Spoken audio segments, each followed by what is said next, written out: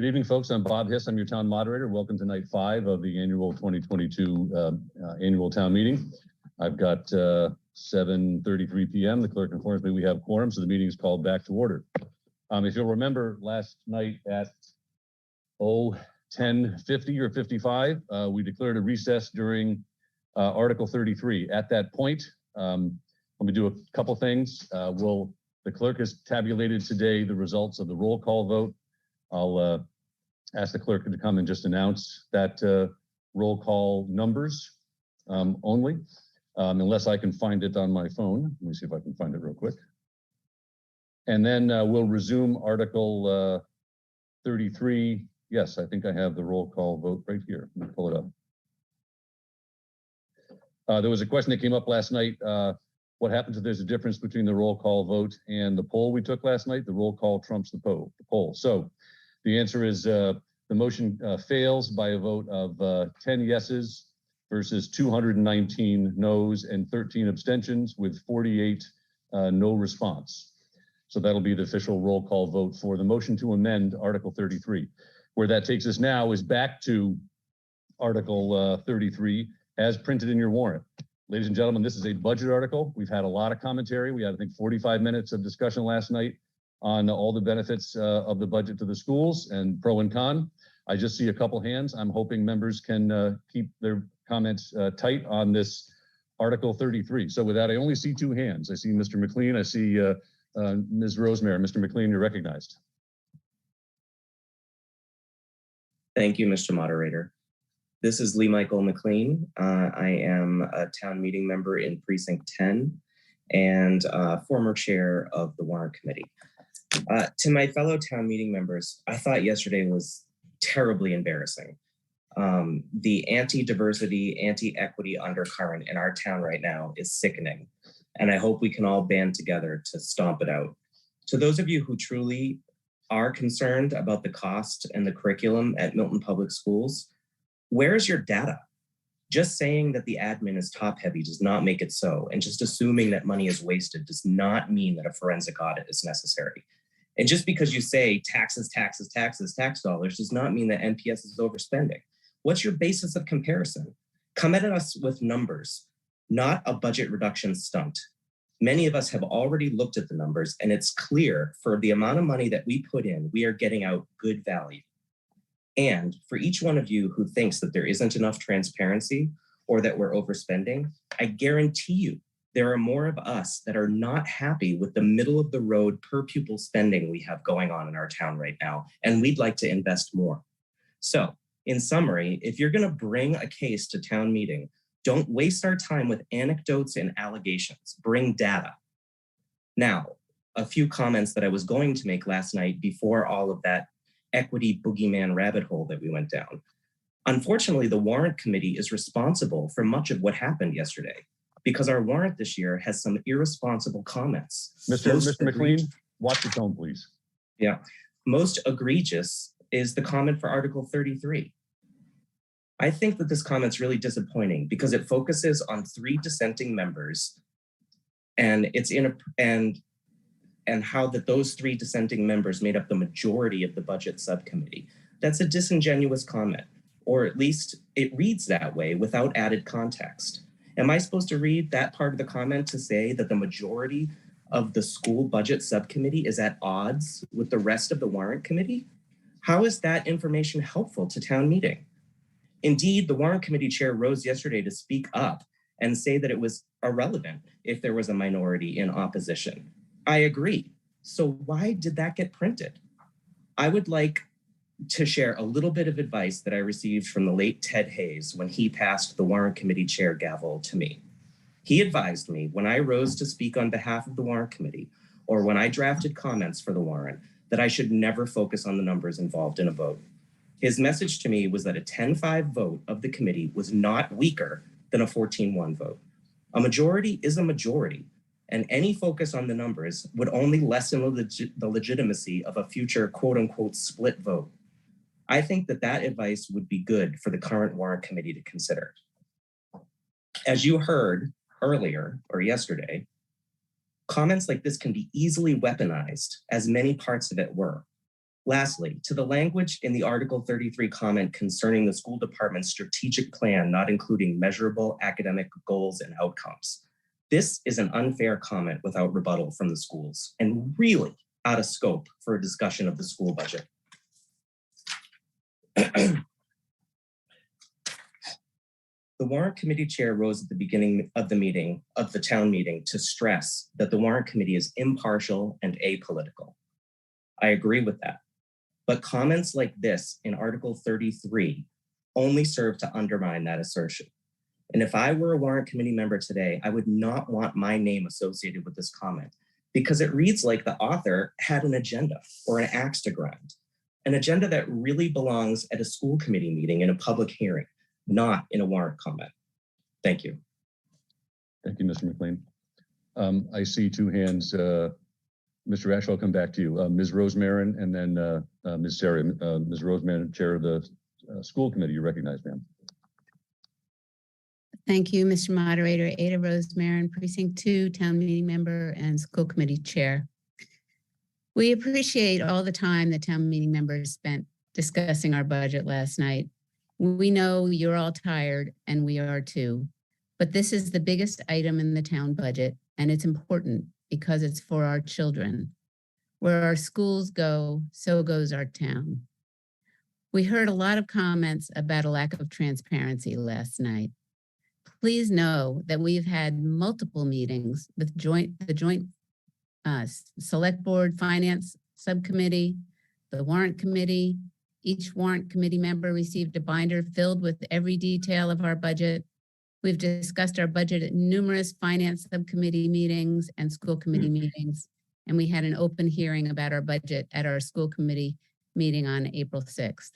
But clearly, there are town meeting members who still don't think that we're transparent enough about our budget. We plan to hold more school committee public forums in the year ahead. Superintendent Jett will likewise hold numerous public forums and coffee hours as he did this year. We'll see if we can do more to publicize these events. But please, fellow town meeting members, stay tuned and stay informed. So next year, you'll know a lot more about our budget and have a chance to ask your questions before you arrive at town meeting. Thank you, and we appreciate your affirmative vote on this article. Thank you for your calming comments. With that, I'll go to Ms. Serio and then Mr. Keating. Ms. Serio, you're recognized. Hi, this is Amanda Serio, Precinct 5. I appreciate all of the comments and I understand all of the work that has gone into this. I do have a question with respect to the special ed spending in the school budget, specifically around the expenses, which are they're non-salaried expenses. And it shows an increase of 15.2%. In looking deeper into the line item information that was on the school board presentation, it looks like a lot of this is going towards out of district spending.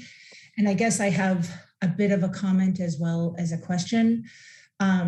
Speaking as a parent whose child goes out of district and also as a person who is a special education advocate and gets calls from a lot of families within Milton, but who I don't work with, I think I'm concerned seeing the number of families that are, I guess, compelled to go out of district when we're looking at $5 million and thinking that maybe there's something moving forward that we could do to help support these families stay in district where the majority of them would like to be.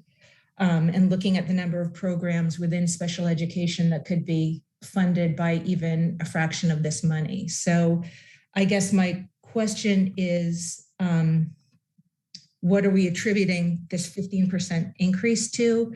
And then I guess my comment is moving forward, and my position is not unknown to a lot of people, but moving forward, if the school committee and the town could begin to look at ways to fund programs that would help keep our kids in district. Thank you. Thank you. So I think I heard in particular why the increase, and perhaps in that answer, the respondent might be able to talk about other strategies to take some of the money that's being spent out of district and put it into programs that would keep them in district. Did I get that right? Correct. I think just looking at, you know, and I understand that that it's an ebb and flow, obviously, given the kids and the needs. And just that 15% seems like a pretty significant increase over last year. And yes, so looking to see why such a large jump is projected, but also correct with respect to my comment around what could we do, or could we consider more steps in coming years to change this number. Understood. If okay with Chair Rosemarin, I'll recognize Superintendent Jett. Superintendent Jett, you're recognized, sir. Thank you, Mr. Moderator. James Jett, Superintendent of Milton Public Schools. Thank you very much for that question. The cost that is out of district that the previous speaker was referring to is out of district tuition, but also out of district or transportation to those out of district programs. One of the things that we've done a couple of years ago, many members may remember 4 years ago, we started a BRIGHT program, Bridge for Resilient Youth in Transition. This was to help students with social emotional learning. So I do agree, building these capacities, we have a proposal to try to support the students and their needs within the district so students could stay in the district, attend the school with their peers that live in their neighborhoods. That is ultimately our goal. And so that's some of the proposals that we have on here. And if you look at it for adjustment counselors or BCBAs, behavioral specialists, to help students navigate that, we're talking about programs to support students with dyslexia, all of that. And again, I hate to use the term, those are the things that we want to build within the community, and that's the equity in the work that we're trying to do. Many of our students would love to stay in their neighborhood schools and attend school with their friends. Unfortunately, sometimes that may not be the case and they have to go out of district to various programs, and it's a tuition cost and transportation fees that are associated with that. Thank you, Mr. Moderator. Thank you, sir. I see no other hands raised. So with that, we're going to go to a vote on Article 33. If we could put up the poll, please. All those in favor of the motion before the body, please signify by voting yes. All opposed, please vote no. All abstaining, please vote abstain. If we could unmute the phones. On the phones, all in favor, please signify by saying aye. Aye. Opposed, no. We can mute the phones. Okay.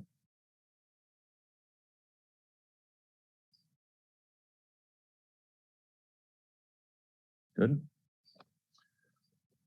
The motion carries with a favorable vote of 164 yeses at 88%, 16 noes at 9%, and 7 abstentions at 4%.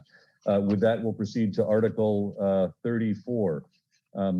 Folks, we have only 6 to go tonight because of the consent agenda and moving Article 47 up earlier. Let me just explain what's going to go on with, pardon me, I'm on the right page.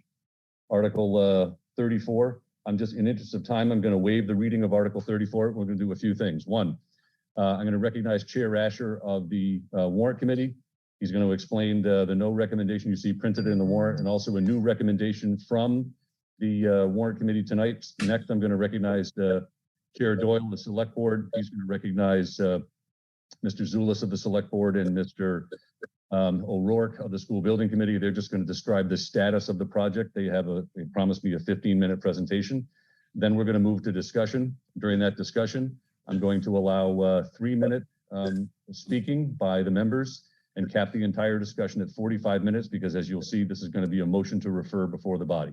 So it's just a procedural motion tonight, unless that is defeated. So with that, I'm going to start with Chair Asher. You're recognized. If you could explain briefly your recommendation on the Article 34. Thank you, Mr. Moderator. George Asher, Chair Warrant Committee, Town Meeting Member Precinct 6. The reason for the no recommendation on this article, Article 34, was that we voted before all of the information was available to us. The Conservation Committee had yet to meet by the time we had to produce the warrant and draft the articles for publication and send them to the printer. So there was a timing issue. The warrant committee subsequently heard, probably 2 weeks after the deadline for our draft to get to the printer, that the Conservation Committee had voted in favor of this. We had the Conservation Committee come and present to us, in addition to other presentations that we received from Home Inc. and abutters and other interested parties. The warrant committee took its vote and voted to approve this and send it to town meeting with our recommendation to approve it. And that was unfortunately after the deadline for the publication of the warrant, printing of the warrant. So that's why the no recommendation was there. But the warrant committee did vote and made recommendation to town meeting to approve. Now, you have a new recommendation, though, so I'll just read that. Recommended that town meeting refer Article 34 back to the school building committee for further study. Does that confirm the warrant committee's approved recommendation? The warrant committee subsequently met and voted on that and approved unanimously to send that to the town meeting. That modified a recommendation to the town meeting with our recommendation to approve. Thank you, Mr. Rasher. Appreciate that. With that, I recognize Chair Doyle of the Select Board. Chair Doyle. Thank you, Mr. Moderator. Arthur Doyle, Select Board, Precinct 7 member. The Select Board unanimously recommends the town meeting refer Article 34 back to the Select Board for further study. And at this time, Mr. Moderator, I request that Vice Chair Zulus, a Select Board liaison to the School Building Committee, and School Building Committee Chair O'Rourke be recognized. Yes, sir. Mr. Zulus, you're recognized. And Warrant Committee Clerk, if we could put up the presentation.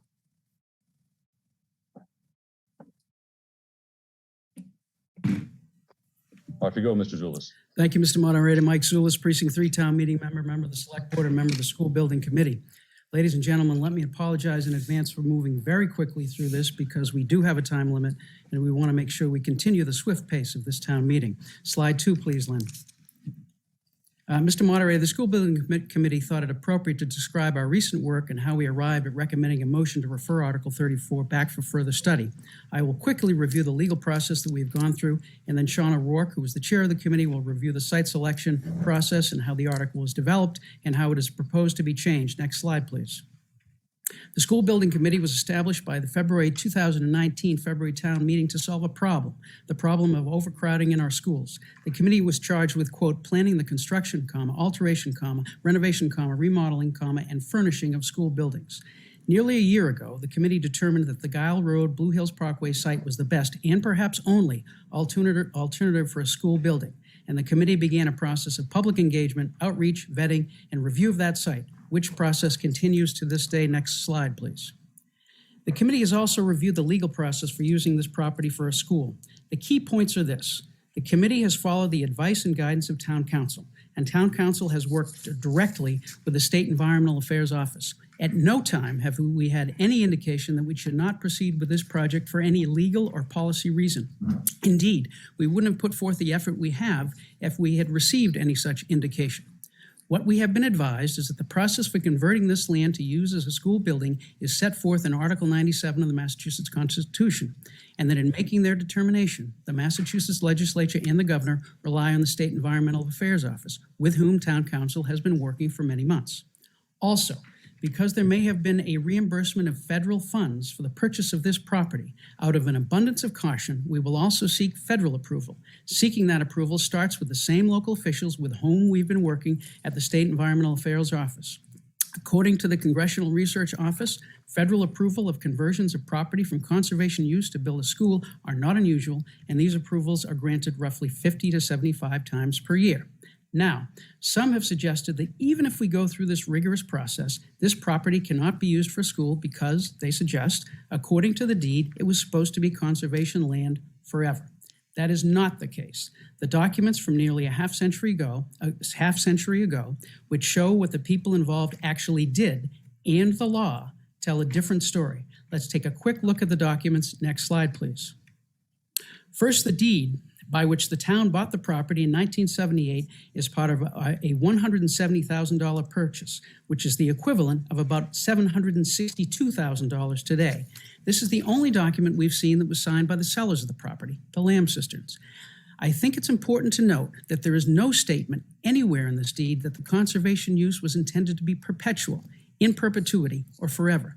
Those words or concept are not in the document or in any other document we've seen, such as old town meeting votes or warrant committee reports.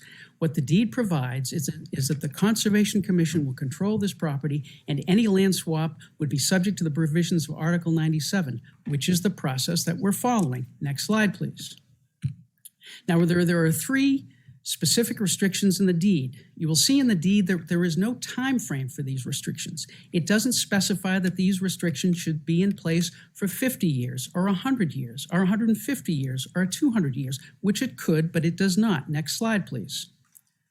According to the law, when a deed does not include a time frame, the limit is 30 years, and that has been the law since 1887. Next slide, please. Now, there is an exception to that 30-year limit if the restrictions in the deed are held by the town.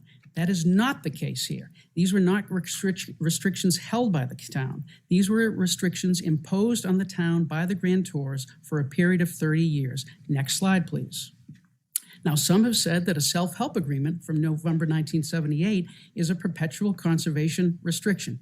It is not. It doesn't say it's a perpetual conservation restriction, and it isn't one. Next slide, please. Just as a comparison, here's an example of a perpetual conservation restriction from 1978 held by the town, by which Mr. Eustace granted a perpetual conservation restriction to the town for certain property. That there is no such document or restriction for the Guile Road, Blue Hills Parkway property. Next slide, please. What the town of Milton committed to in the self-help agreement was that if it ever sought to convert the property, such as to use it for a school, the town would go through the Article 97 process and seek the approval of the Secretary of Environmental Affairs, which is exactly what we're doing. It doesn't say it can never be converted. In fact, it sets forth the process for converting the property. Next slide, please. What does this all mean? What it means is what I said at the beginning. We are following the advice and guidance of town council in legal matters. We're following the documents from nearly a half century ago, which show what the people involved actually did, and we're following the law. Next slide, please. Before I pass the baton to Mr. O'Rourke, let's look at one more document from 45 years ago. On December 31st, 1977, the Conservation Commission reported to the then Board of Selectmen about this property. They said, quote, "We have met and walked the land with school, housing, and planning board members so that its use will be utilized to the best interests of all concerned." Ladies and gentlemen, our predecessors determined the best interests of all concerned for 1978. At our fall town meeting, let's have the discussion and determine the best interests of all concerned for 2022. Thank you, Mr. Moderator. And now if we could turn to Mr. O'Rourke. Mr. O'Rourke of the School Building Committee, you recognized. Thank you, Mr. Moderator. Sean O'Rourke, Precinct 8, Chair of the School Building Committee. I would like to briefly walk you through the sites considered by the School Building Committee. Lynn, if you go to the next slide, actually 2 ahead. Thank you. So as the previous speaker mentioned, the 9 members of the School Building Committee have worked extremely hard over the past 3 years to identify a proposed site for the school. Initially, our committee issued a request for proposals in order to purchase land. We had 0 responses. Further, we worked with the town to identify available parcels, and we contacted privately owned sites. It should be noted that from the 107 town parcels that we reviewed, 77 of which were under 4 acres. As you can see from our conceptual drawings, our architect updated our committee that a minimum of 6 acres would be needed for the school. Of the remaining 30 parcels in town, they were already occupied by existing facilities, with the exceptions of parcels being discussed tonight. Next slide, please. Here's the list provided by the town. As you can see, the listings below the red line are greater than 6 acres and have existing facilities such as schools, police, and parks already on them. The 2 shown in yellow are the Guile Road parcel that we'll be discussing tonight, and an additional parcel off Randolph Ave that we'll also be discussing. Next slide, please. School Building Committee decided that the Gow Road parcel became the preferred site for the proposed school. This site could work with the existing high school to leverage parking, fields, and create an educational campus. Next slide, please. The list you see before you is the community engagement the School Building Committee has performed since August of 2021. These meetings are in addition to the 3 Conservation Commission meetings, a Conservation Commission site walk of the proposed parcels, 3 Warrant Committee meetings, and a number of other meetings with the Select Board and Parks Department, all of which were open public meetings. Next slide, please. Next, I want to take a brief moment to review the data for enrollment that our committee has analyzed. Next slide, please. As you can see from this slide, enrollment within the district has grown significantly since the last school building project. The increase in enrollment has caused non-educational spaces within the schools to be cannibalized and converted to educational spaces. These include libraries, gymnasiums, art and music rooms. This has now exhausted all space within the existing schools. There is no more space. As mentioned by the previous article, modular classrooms will be forthcoming. Next slide. Similar to our enrollment growth in the schools, this slide presents the historical population of the town of Milton. As you can see, the town's population is increasing. When reviewing this slide, please note that from 1980 to 2010, 3 decades, the town grew by 1,143 people. However, in the last decade, a third of the time, our town has increased by over 1,600, many more people in a shorter time frame. Next slide. As the previous speaker alluded to, our committee has done extensive work over the past 3 years. Within the last year, the School Building Committee focused their efforts to identify a site for the school and evaluating exactly what we were building, an elementary school or a middle school. The School Building Committee studied the recommendations for a new elementary school and instead voted to construct a new upper middle school. This project would alleviate overcrowding at all levels. First, by stripping the 5th grade and the preschool out of the existing elementary schools, we free up the available class space required by a 2019 space study by DRA Architecture. Second, the proposal will have the existing Pierce Middle School house only 2 grade strands rather than the existing 3 strands, creating a number of spaces. This additional space will allow the central offices currently housed in the high school to be moved into the Pierce, thus freeing up space in the existing high school. Finally, the addition of all this additional space could alleviate some of our out-of-district expenses by moving these in district, as kind of was alluded to in the commentary right before this article. While these changes in grade configurations will introduce significant changes to the district, the school committee voted unanimously to support this proposal of grades to allow a new upper middle school. Finally, housing an upper middle school on the same location of the high school now creates an educational campus for our children. Next slide. It should be noted, the School Building Committee has only spent $12,000 of their allotted $40,000 2019 budget, the majority of which was to hire DRA Architecture to provide some conceptual studies. Next slide. What is shown here is a conceptual layout of an upper middle school for grades 7 and 8, along with the preschool wing within the first floor. This concept would be a 3-level singular structure. Next slide, please. Now I'd like to discuss our process that the previous speaker mentioned as part of his presentation in regards to Article 97. Next slide, please. The School Building Committee has identified a portion of a parcel, D656A, along Gow Road. The parcel is made up of 2 subparcels shown in yellow and blue.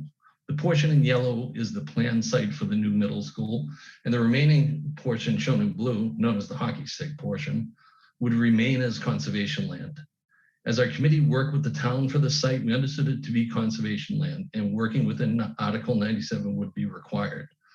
Knowing this, our committee has been working with town council hand in hand. It should be noted with the numerous hours of public debate in these meetings with the Conservation Commission, Select Board, and Warrant Committee, not one viable alternative has been identified. This is the correct site for this project. Next slide. As we reviewed this site, we found the exact site was the subject of an Article 97 land swap in 2001 and passed by town meeting for the construction and extension of Gow Road. Next slide. As you review the historical Google Earth images of 2001, Gow Road did not exist, and this was undeveloped land. Next slide. As you can see in the 2003 Google Earth images, the road was constructed through these parcels. Next slide. So as part of our land swap that we're doing, the school building committee is planning on converting 2 adjacent parcels on Herrick Drive, shown in blue and yellow. We're converting these to conservation land. This would unify them with the adjoining conservation parcel along the brook, shown in green. Next slide. Also, along Randolph Ave, as was previously discussed in one of the slides, the school building committee is planning on converting the middle portion of a parcel shown in yellow. It's approximately 6 acres of upland wooded area to conservation land. This would similarly unify this with the adjoining conservation land shown in green. Next slide. The unification between adjoining parcels would then lead into the Blue Hills, creating a large continuous conservation land. Next slide. And then finally, on the other side of Gow Road, the school building committee was going to convert the parks parcel shown in red into conservation land. Next slide. In summary, the project would transfer 6.8 acres out of conservation land and transfer in over 14 acres, providing a net gain to the Conservation Commission by creating more land by more than double. Next slide. As the SBC finalized these parcels, there was significant support from the town. Town committee shown. Conservation Committee, 6-1. Select Board and Parks Commissioners were unanimous, and a recommendation in support from the Warrant Committee. Next slide. Even with these votes in support, this town meeting would need to vote by a 2/3 majority to start the timeline you see before you. Please note the current completion of the construction of this project would be 2030, assuming there was a vote in favor tonight. Next slide, please. You got about a minute, Mr. O'Rourke? Yes, sir, wrapping up. So again, with these votes in support, I had reviewed a letter from the state forester that provided some commentary. The commentary indicated there was a way to develop this conservation land on Gow Road and maintain its ecological value. Therefore, I reached out to the gentleman and walked the site with him as a guide. Also, a few members of the community joined who will probably be speaking tonight. Next slide. As I walked the site with the state forester, he identified the area in green, approximately 300 feet of frontage along Blue Hills Parkway, as being the majority of the ecological value. As we walked the site, he described the uniqueness of this portion of the parcel with a 2-stage forest, young and old trees, and the topography that provided runoff to a potential vernal pool located on Home Inc.'s site. As we moved towards the back, towards Brooks Field, he indicated that while there was still some ecological value to this area, it was not as valuable as the portion shown in green.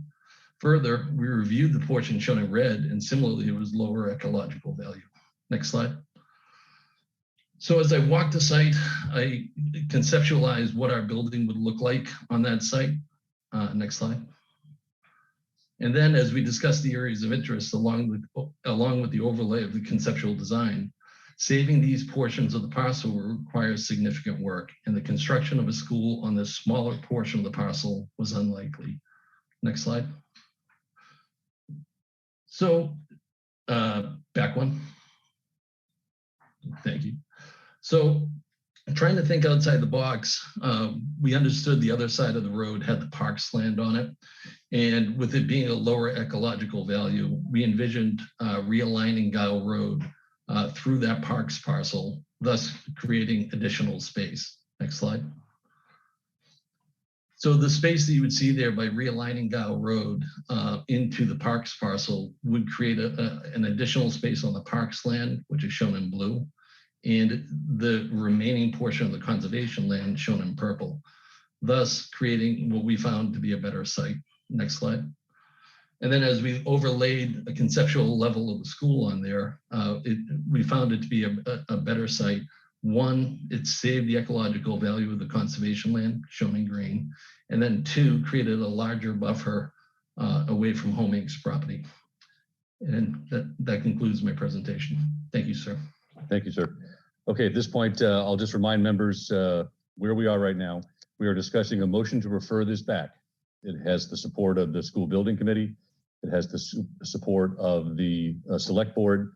It has it's the recommendation on the floor from the warrant committee. Now, rather than trying to guide what is in scope and out of scope, what I'd prefer to do is put a 3-minute limit on this.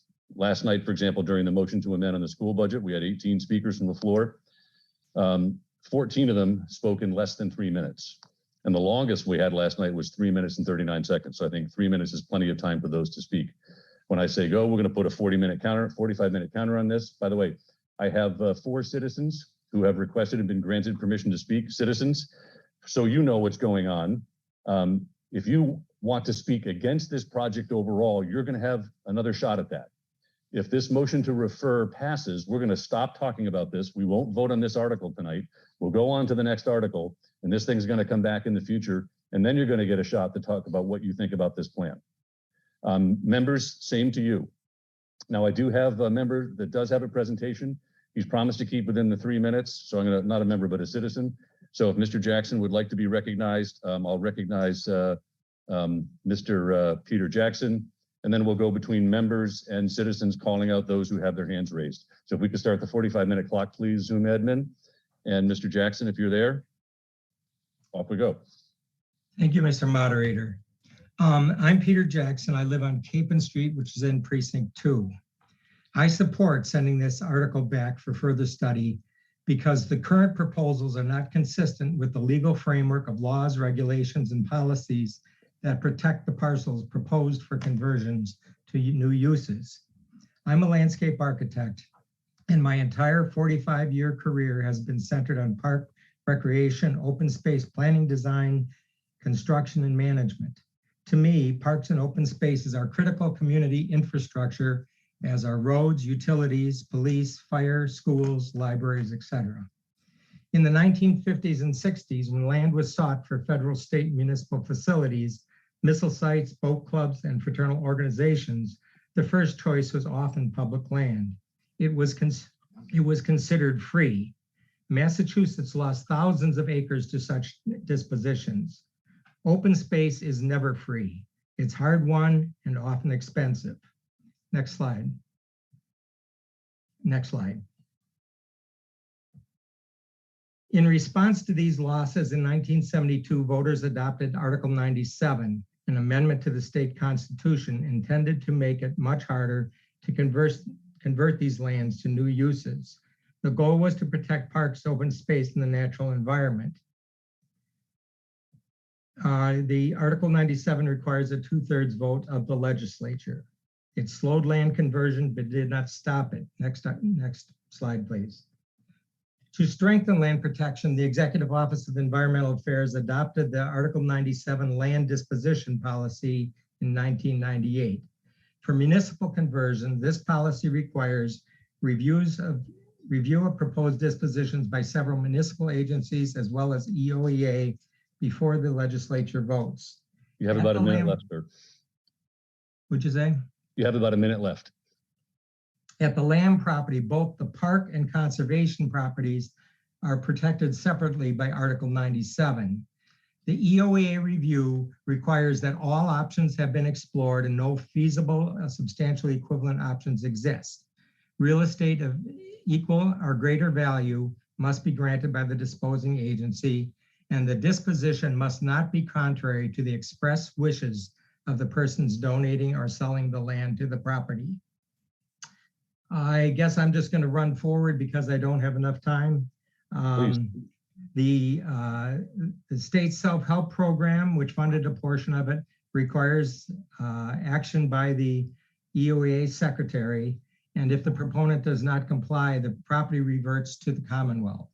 Finally, the Code of Federal Regulations, which covers post-grant compliance for federally funded project, includes a review process for conversions, which requires appraisals, equal or greater land in exchange, and approval of the National Park Service. If you could wrap up, sir. One element, yeah. Thank you.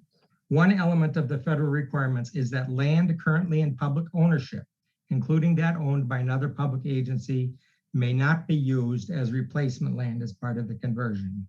Referring this article for further study provides an opportunity to reset this process and develop a proposal that addresses school overcrowding and protects our valuable park and open space resources. Thank you. Thank you, sir. With that, I see Mr. Palmer, Ms. Serio, and Mr. Burns. Mr. Palmer, you're recognized. I believe do you also have slides set up, Mr. Palmer? I think you do, right?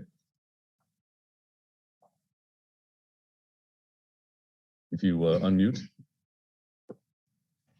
Okay, here I am. We hear you. Thank you.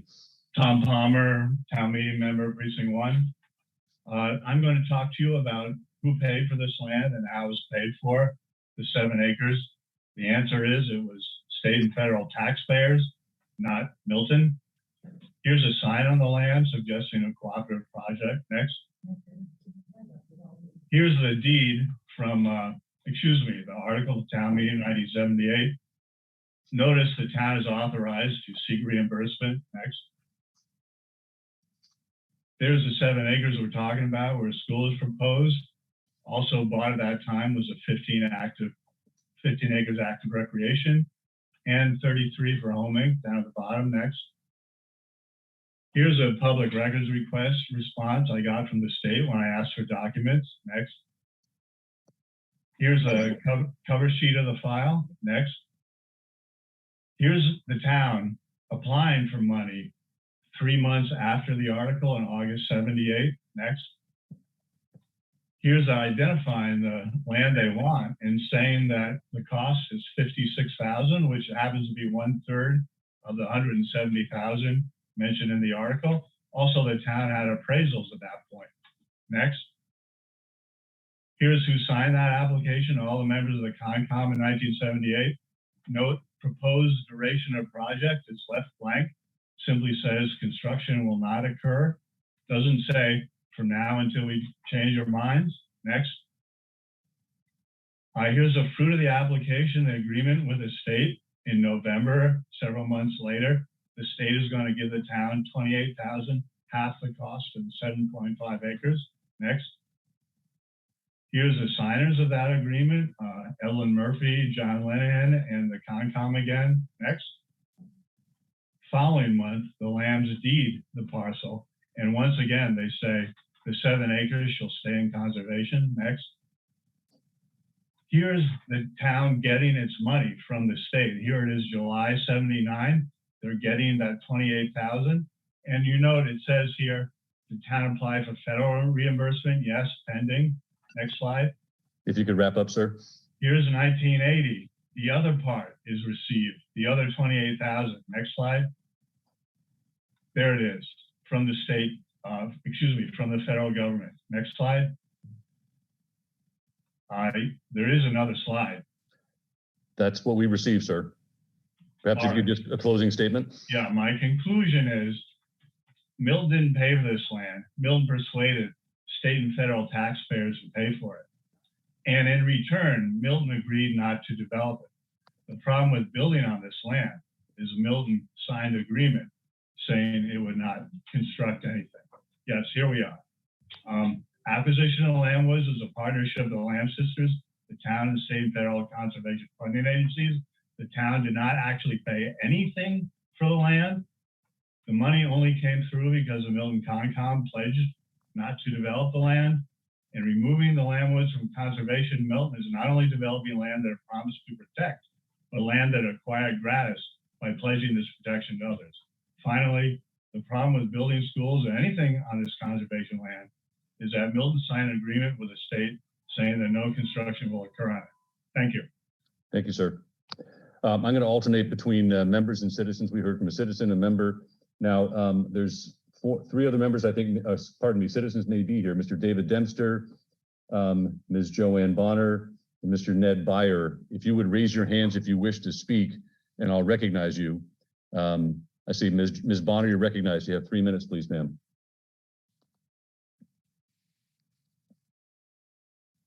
If you could unmute yourself, Ms. Bonner. Thank you. There you go. Thank you. My name's Joanne Bonner. I live at 24 Cherry Blossom Way in Home Inc. I'm a lifelong Milton resident. I'm currently the vice president of the board of directors for Home Inc., so I'm speaking for the residents. We definitely agree that the article should be sent back to the state for further study. There seem to be many unanswered questions about this proposal. The status of the conservation land still seems to be questionable. The wetland delineations, the historic parkway, additional traffic hasn't even been mentioned, and the exact footprint of the project has been changing. We are in opposition to taking any of the land property. This action could erode the trust in the Milton town government and create a harmful precedent. Home Inc. is a beautiful property of 32 acres that directly abut this land. I hope some of you have viewed the proposed area and seen the close proximity to a significant number of the units on our property.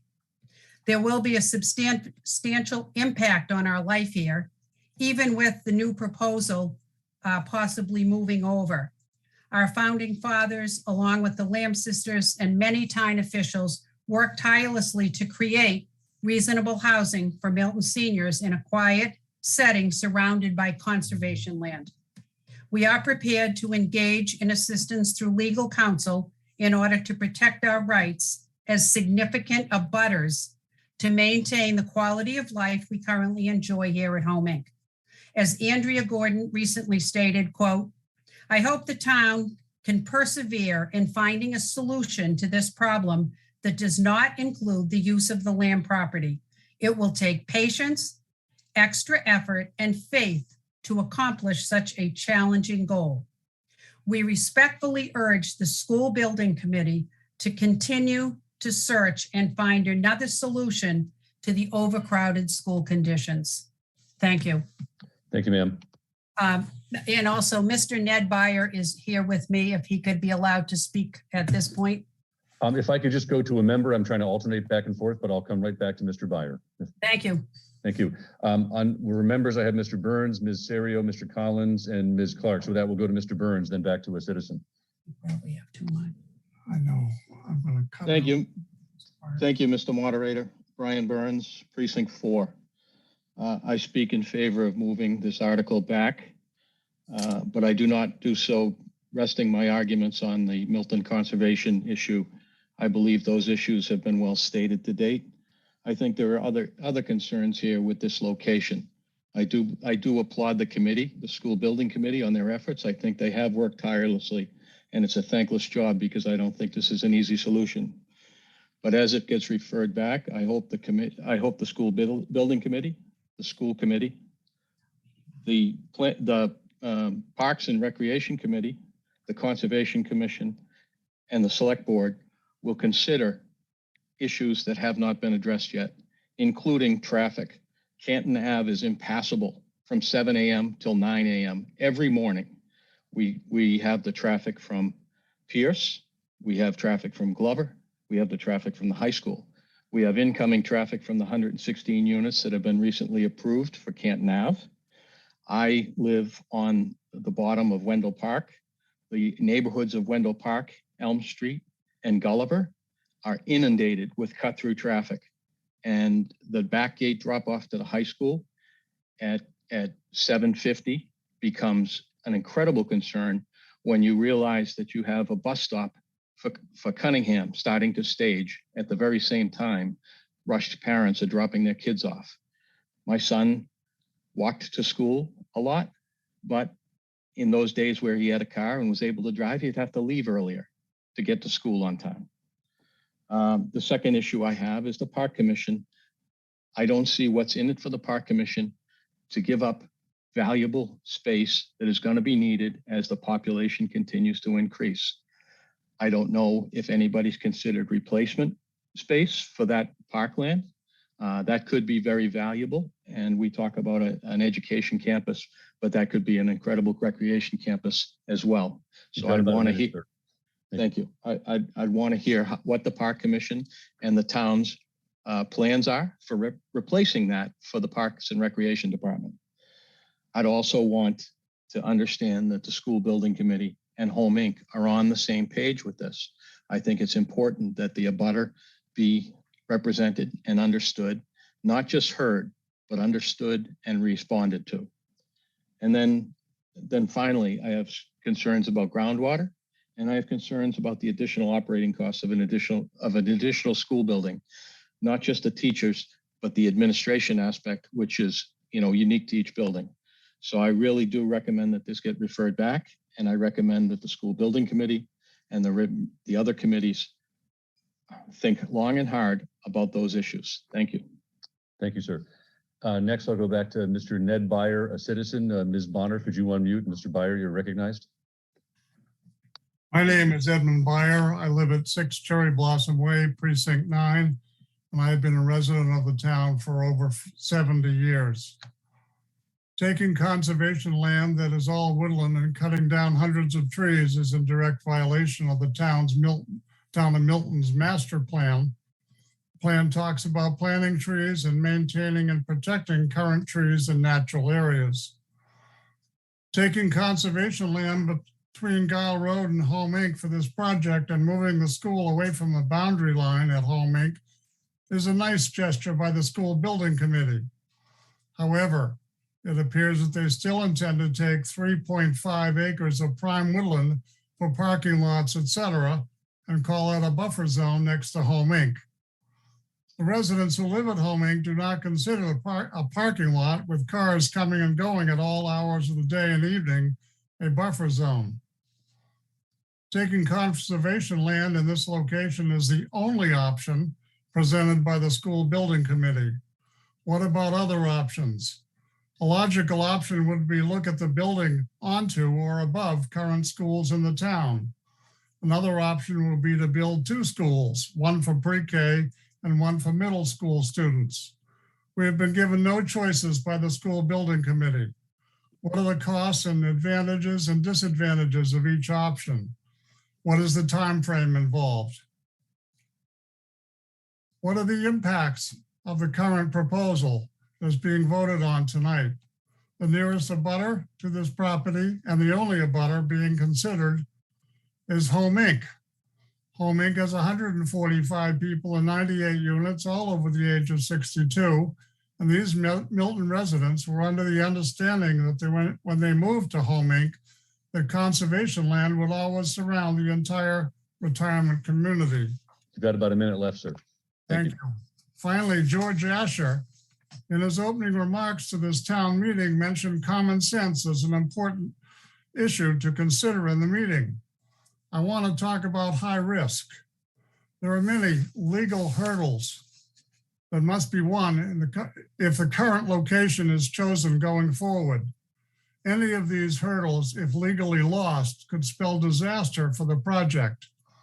It could be an environmental problem with the Executive Office of Energy and Environmental Affairs, or even the National Park Service in Washington. If any of the agencies say no or wait, it might cause this particular location to be scrapped or significantly delayed. If this were to happen, then a lot of hard work might go down the drain, but the real losers would be the kids. If you could wrap up, sir. In my opinion, what needs to happen this summer is to investigate these other 2 options along with the current proposal and evaluate the 3 proposals side by side at the town meeting this fall. Yes, this is a lot of work, but not to do so puts all your eggs in one basket and is very, very risky. Thank you for your time. Thank you, sir. With that, I'll go to the next member. Ms. Serio, you're recognized.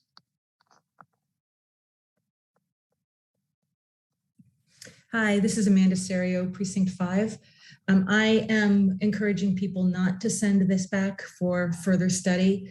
In listening to the different presentations that I've been following with the School Building Committee, they've done their due diligence. They've spent a lot of time looking into multiple locations, buildings. They've reached out for other, they've done RFPs for other building sites, for land sites. They've been doing this work for 3 years. I think that some of the recommendations or proposals that previous speakers have mentioned that they look into have been looked into and have been addressed in previous meetings, including building onto existing schools, adding second buildings at current locations. We live in a town where land is at a premium. I think we've seen that as we look at developments that are coming into town. And I think that this solution is the best solution that they've found and one that works for the town. And so I just feel like sending this back for further study will push this out even further. We're already looking at a 2030 build. And it's time that I don't believe that we have. And I think that I just would encourage everyone to look at the work and really ask the questions and go look through the studies and the presentations that this committee has done, because a lot of those questions that people have asked have already been answered and looked into. Thank you. Thank you, ma'am. Next, I'll go to citizen. Is Mr. David Dempster here in the panelist section? If so, if you could raise your hand and we'll unmute you. Mr. Dempster, are you there? Nope, not there. Okay. Mr. Zulus, I see your hand is raised from the select board. You're recognized, sir. Thank you, Mr. Moderator. Just very briefly, just to make sure there's no confusion, while we appreciate the kind words from the member who just spoke, the School Building Committee is recommending that this article be referred back for further study. The reason is that the new proposal that Mr. O'Rourke spoke about is outside of the scope of the current article. And so the current article and the proposal within the current article, we think is a less good project. We think that the new proposal, which is outside the scope of this article, is a better project. It's better for conservation interests. It's better for the abutters, including Home Inc., and it's better for all concerned. And so our recommendation, just to be clear, is, and the recommendation of all the other boards here, is to refer this back for further study so we can come back with the better proposal at a future town meeting. Thank you, Mr. Moderator. Thank you, sir. Next, I'll go Ms. Ann Murphy. I understand you're a town meeting member, I know, and you have microphone issues, but you can speak through your husband, Mr. Joseph Murphy. If you can be unmute yourself, or Mr. Murphy, we'll recognize you.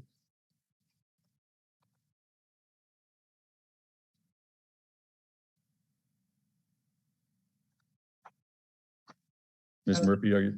There you are. Yes. I do not wish to speak. Okay, thank you very much. Very good. With that, we'll go to Mr. Collins, Ms. Clark, Mr. Fundling, Ms. Burns, and Mr. Mulligan. Mr. Collins, you're recognized.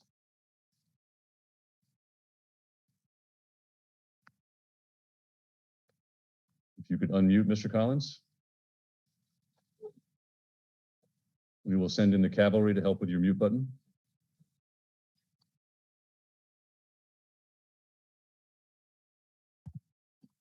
Am I unmuted now? Yes, we hear you, sir. Thank you.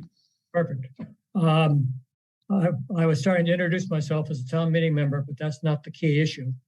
Key issue is that I was Mr. Collins, could you state your precinct, please? I'm in precinct 9. Thank you. The key issue is I was involved in writing the original article as a member of the warrant committee in 1977. I worked with Marvin Gordon directly. I coordinated, was a co-developer with him. I am intimately familiar with the terms of the warrant article in 1977, which conflict heavily with the description that you've heard this evening. I'm going to read, quote, "The lands have declined to sell the 22 acres to the town unconditionally. This offer is further conditioned on the town's and Home Inc.'s agreement to preserve for conservation purposes and to maintain in reasonably good condition the open areas indicated in Plat 4, the open conservation portion of the land to be acquired by the town amounting to approximately 7 acres. In other words, exactly the parcel that we are talking about here. Home Inc., you've heard, has disagreed, and they're not in agreement with the town.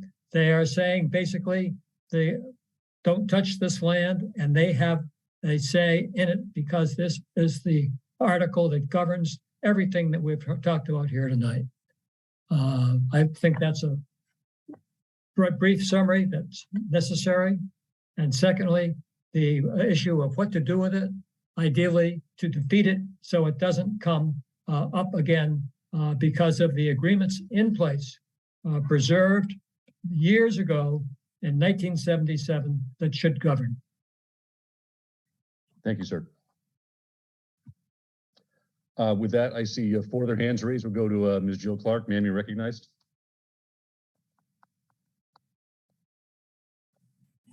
Thank you, Mr. Moderator. Jill Clark, Town Meeting Member, Precinct 4.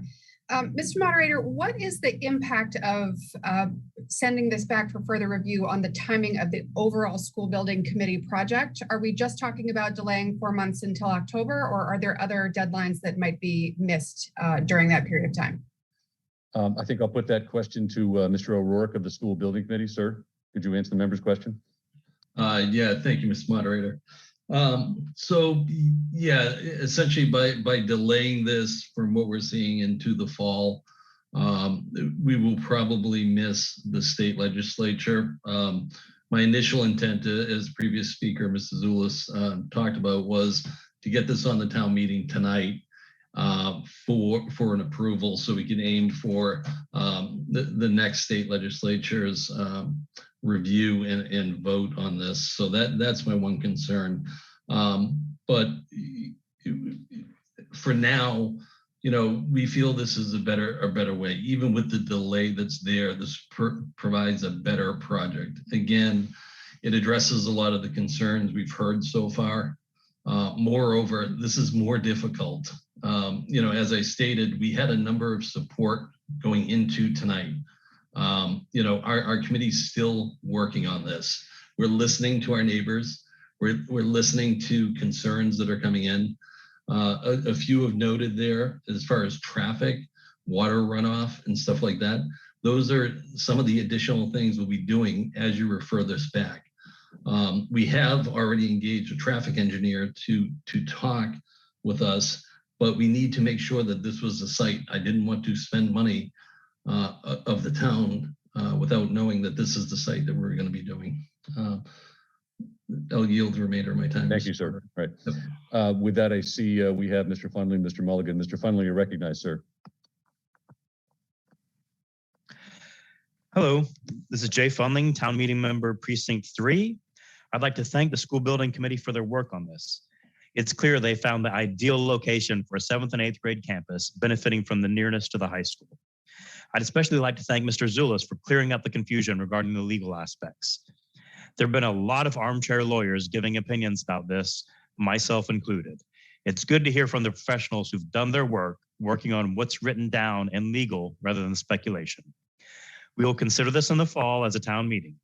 And when we do, just like the East Milton Fire Station we approved a year ago, just like the memory care facility we approved earlier this year, I hope the town meeting considers what is best for the entire town when making their decision in the fall. Thank you. Thank you, sir. Then I see just Mr. Mulligan, and I see no other hands raised from citizens that have yet to speak. So Mr. Mulligan, you'll be our last speaker. We'll go to a vote. Thank you very much. So I have one clarification, Mr. Moderator. Can you, I guess I'm confused. So if you vote yes for this versus we vote no, what happens? That's my first question. And then, one of the speakers talked about Mr. Asher referring to, common sense. And I think that common sense is a very important thing. Unfortunately, I think it's passed away in some ways, but it was something that my father always said, a little common sense will go a long way here. And I absolutely agree with that. But I also think that compromise is a really important factor in this. I think we all live in the town. I live on Elliott Street near Shields Park. I would tell you that backing out of my driveway some mornings between 7 a.m. and 9 a.m. should be an Olympic qualifying event. It takes like steel nerves to get out of the driveway some days. So it's not just the Parkway. It's not just Canton Ave. It's not, I think we all are experiencing this as a town that is basically overrun with people who cut through. At the end of the day, I look forward to seeing this article in the fall. I think we need to do the project. I think we need to do as much as we can to work with the abutters, but at the same time, is compromise only saying no to the project? Or is there truly going to be compromise? Is there truly going to be an effort to meet halfway? Because what I see from my time in town meeting, and I recognize I haven't been here since 1977, but what I see is people are opposed to things when it's in their backyard, when it's directly impacting them. And I have to say that when the Hendry's ice cream plant got demolished, I was happy as can be. I'm pretty happy with the outcome of what the developer has done. I recognize he wasn't the most popular person when he, threatened 40B and all the other things, but I think the town did a really good job of getting a quality project out of that parcel of land. And I think that you got about a minute left, sir. Thank you. I'm going to wrap up. And I think the town will do an outstanding job with this as well. I think that Mr. Zulus and Mr. O'Rourke deserve a lot of credit for the efforts they've made. Thank you. And I just want clarification of what we're voting on. Yes, sir. So we are voting on a motion to refer this back to the school building committee. If you vote yes, and the yes votes win, we will stop talking about 34 tonight and we will move on to Article 39 because we had some consent agendas. If you vote no on the article to refer, then we were going to open up the article as you see it printed in the warrant on pages 40 and 41, and we are going to vote on the article as it's written here. Hope that's clear. Thank you. And if it goes back, dollars to donuts, it's going to come back at a future town meeting. The powers that be are telling me a special fall town meeting. So I just declared a close to the vote. I know we have a few more minutes left. I think I've got a sense of the meeting. I'd like to move this along tonight. So with that, I'm going to close the comments. Thank you for staying as best you can to the 3-minute limit. With that, if we can put up the poll, this just requires a majority vote to refer back to the school building committee. All those in favor of the motion before the body, please signify by voting yes. All opposed, please vote no. All abstaining, please vote abstain. We could open the phones. On the phones, please signify by saying aye if you're in favor. Aye. Opposed, no. We can mute the phones. Okay.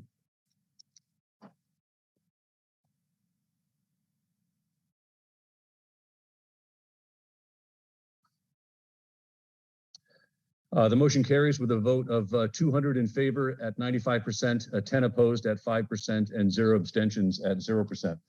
With that, we'll proceed ahead on the following articles. So 35 was passed by consent agenda, as was 36, as was 37, as was 38. On 39, we have a green sheet, which is a voted change by the warrant committee prior to the reading of the article. Madam Warrant Committee Clerk, if you could put up Article 39 with the new recommendation. Recommended that the town vote to appropriate the sum of $37,381 for the purposes set forth in this article to be appropriated from funds certified by the Department of Revenue as free cash, which you can see is the amount changed from that printed in the warrant. With that, I see 2 members raising their hands, Mr. Neely, Mr. Mullen. Mr. Neely, you're recognized, sir. Thank you, Mr. Moderator. Rick Neely, Town Meeting Member Precinct 3.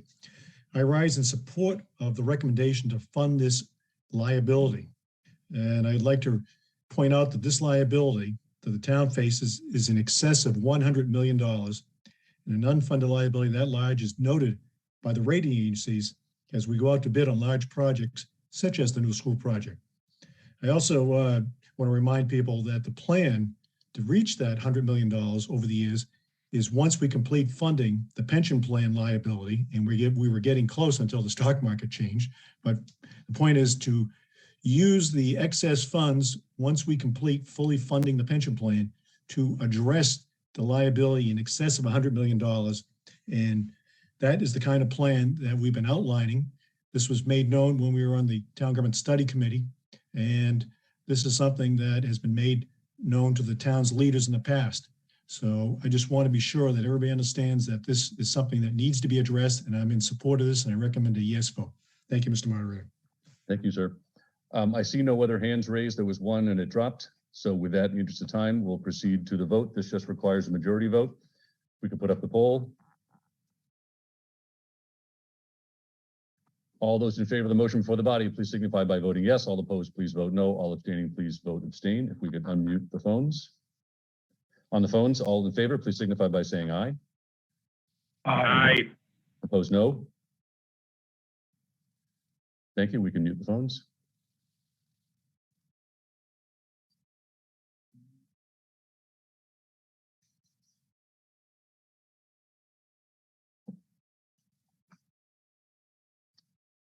And the motion carries with a vote of 205 yeses at 97%, 4 noes at 2%, and 2 abstentions at 1%.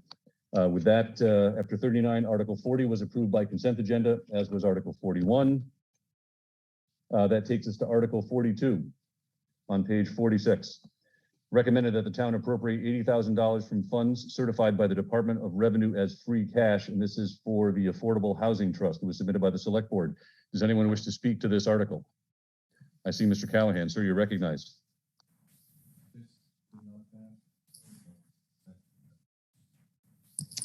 Thank you, Mr. Moderator. My name is Tom Callahan, Precinct 4 town meeting member and member of the Affordable Housing Trust. I wanted to just take a minute tonight to update town meeting members on the recent activities of the trust. As some are aware, there are 4 acres left of the town farm or poor farm at the end of Governor Stoughton Lane. The Affordable Housing Trust has hired a design firm to come up with a draft site plan for those 4 acres that would prioritize affordable housing. Town is working with the Massachusetts Housing Partnership to draft a request for proposals for that site. Hopefully in the coming months that we'll be making some progress on that. From our perspective, is our last chance to use to right an egregious wrong when the town sold most of the poor farm to the highest bidder. The proceeds of that sale, $5.3 million plus interest, now belong to the Governor Stoughton Trust. Our understanding is that the Governor Trust has over $5.6 million from previous funds. 5.6 in total, including some from previous funds and from the sale of town farm and the sewer easement that was required for the 23 home development that exists on the remainder of the land. The Governor Stoughton trustees, which for those new members, they are the 5 members of the select board, have received a modest request from the Affordable Housing Trust for $300,000 to help further our goals of developing affordable housing options for Milton residents. A down payment, if you will, for our efforts to develop that site and potentially other sites in town. As to the article before us tonight, on behalf of the Affordable Housing Trust, we urge a yes vote and thank the Select Board and the Warrant Committee for their support of this article. Thank you. Thank you, sir. I see no other hands raised, so why don't we proceed to a vote? This just requires a majority vote. We can put up the poll. All those in favor of the motion before the body, please signify by voting yes. All opposed, please vote no. All abstaining, please vote abstain. If we could unmute the phones. On the phones, all in favor, please signify by saying aye. Aye. Opposed, no. No. Thank you. We can mute the phones.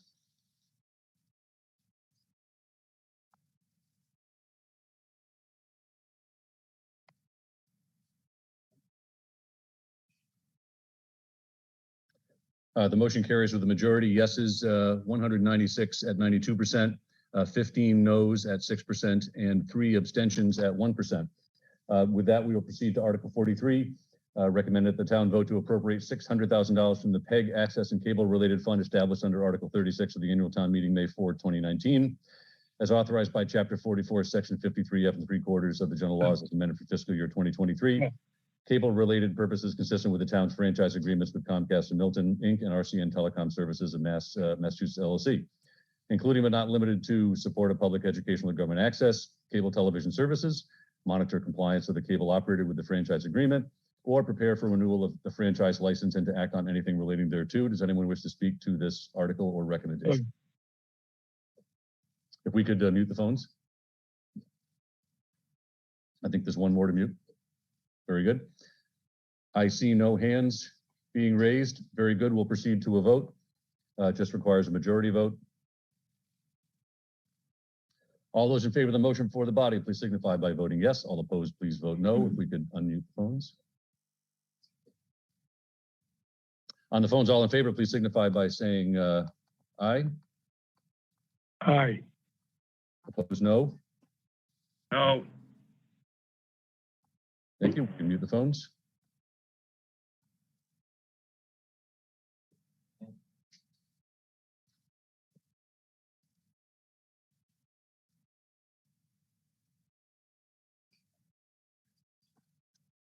And the recommendation carries with a positive vote of 200 yeses at 92%, 15 noes at 6%, and 3 abstentions at 1%. We'll proceed to Article 44. Recommended that the town vote to authorize the select board to take all necessary and appropriate action to establish and maintain in accordance with the provisions. Pardon me, let me rephrase. I think I saw a typo. Recommended that the town vote to authorize the select board to take all necessary budget needed, pardon me, I'll come back and fix that. Necessary and appropriate action to establish and maintain in accordance with the provisions of Chapter 164 of the general laws and in accordance with the rules, regulations, and orders of Department of Public Utilities and the Department of Telecommunications. Pardon me, Madam Clerk? Pardon, we did 44. You're right. I am sorry. We did 44 on night 2, and we got a recorded vote. My apologies, folks.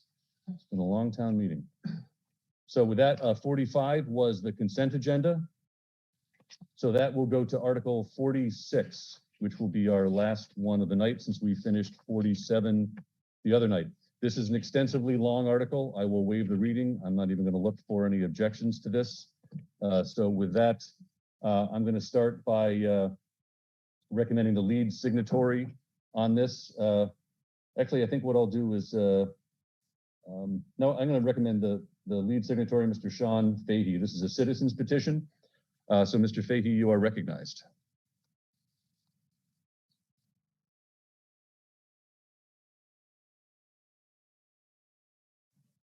Thank you, Mr. Moderator. This is Sean Fahey from Precinct 9. I appreciate the opportunity to introduce this. The temporary apartment bylaw, I think, as many, if not all of the members know, has been around for an awful long time, and we have, I believe, 30 of these units in existence in town. I happen to have 3 very immediate to my home, and I have witnessed how successful 3 local friends in my neighborhood have been able to utilize it for aging parents to be with them. So I've witnessed the success, and I think it's a terrific bylaw. I chose to sign this citizens petition because I feel it improves what we have and creates flexibility and makes it more likely for people to be able to utilize the bylaw with a lesser burden. And simply, there's a handful of things that I'd like to mention, which I'm referring to. Mr. Fahey, just a reminder, if you could also just mention your elected position in town in addition to town meeting member. I will, Mr. Moderator. I apologize. I am an elected member of the planning board. Thank you, sir. Sure. First, the language is expanded to include caregivers and child care providers as those that could occupy the units, which I think is an opening that would provide even more utilization than we already have. This citizens petition also expands the footprint of the units. So it could include additions and detached garages as areas that could be utilized for this temporary apartment. It makes the termination of the unit easier and less costly. The language now requires just the removal of the stove and the refrigerator. You know, the previous language was much more burdensome and more costly. It makes the language also makes the creation of units less costly. It's not as demanding in terms of design requirements or design plans that need to be submitted. It also allows that it's easier for the new owner, if a home is sold, to apply for a new term to maintain the apartment without having to go to the Board of Appeals. They can simply apply through the building inspector. So that's also something that's, I think, a significant improvement. And the process for the renewal, because the term is 4 years and it does need to be renewed, it's an easier process.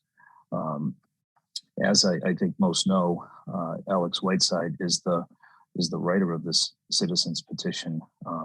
And I would like to do two things if I could, Mr. Moderator. I would like to ask that the Meredith Hall have an opportunity to speak with respect to the planning board. And also I would like Alex Whiteside to be recognized so that he could speak to the particulars of what he has prepared.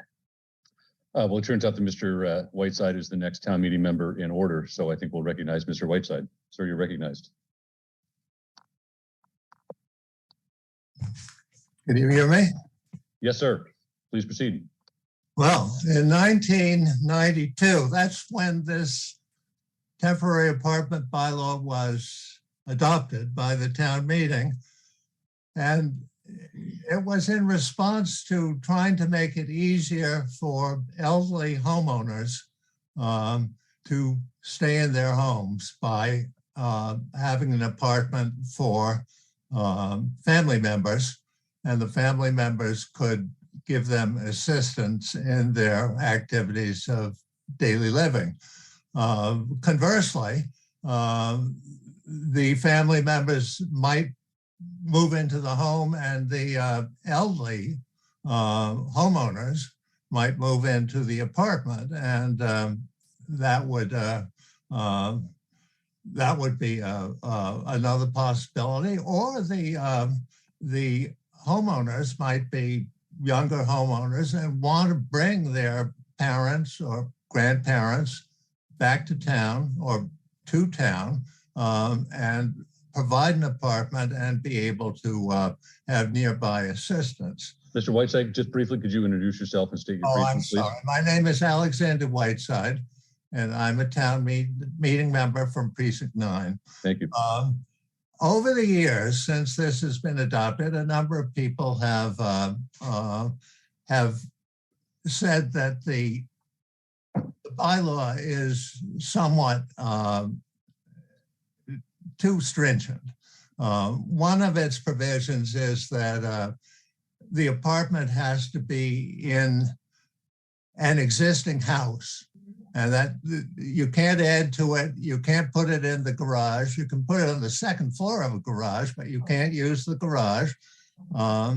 And in practice, what's happened is that people have had to ask for variances from this limitation because they have found that they need to add on to their homes in order to make a efficient temporary apartment.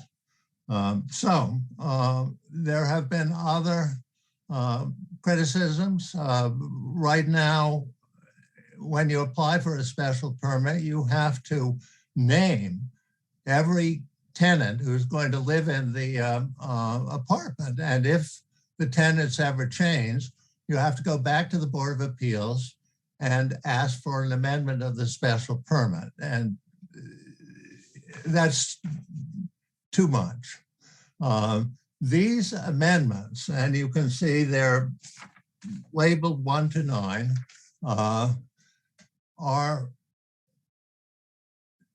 don't change the bylaw in any material way other than to allow for additions to homes and attached garages to be used for a temporary apartment.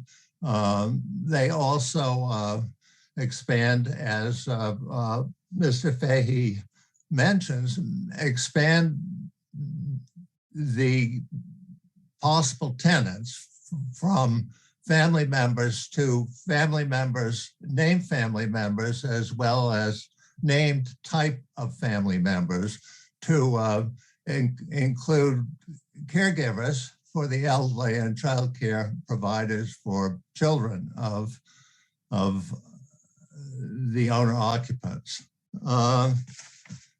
So, as I say, it's a limited amendment. It doesn't make big changes, but it makes important changes. The biggest one being that you can now build in an apartment or attached garage. Number one does just that. It allows the temporary apartment to be in a addition to a house or an attached garage. Number two, adds caregivers and child care providers to be eligible tenants. And it says that the specific names of the tenants don't have to appear in the special permit. Number three, adds to the relationship of the tenants with each other to include a child care provider.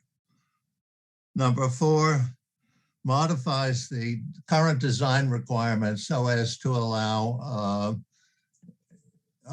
for additions and attached garages, that requiring that the design that's submitted has to show what they're going to look like.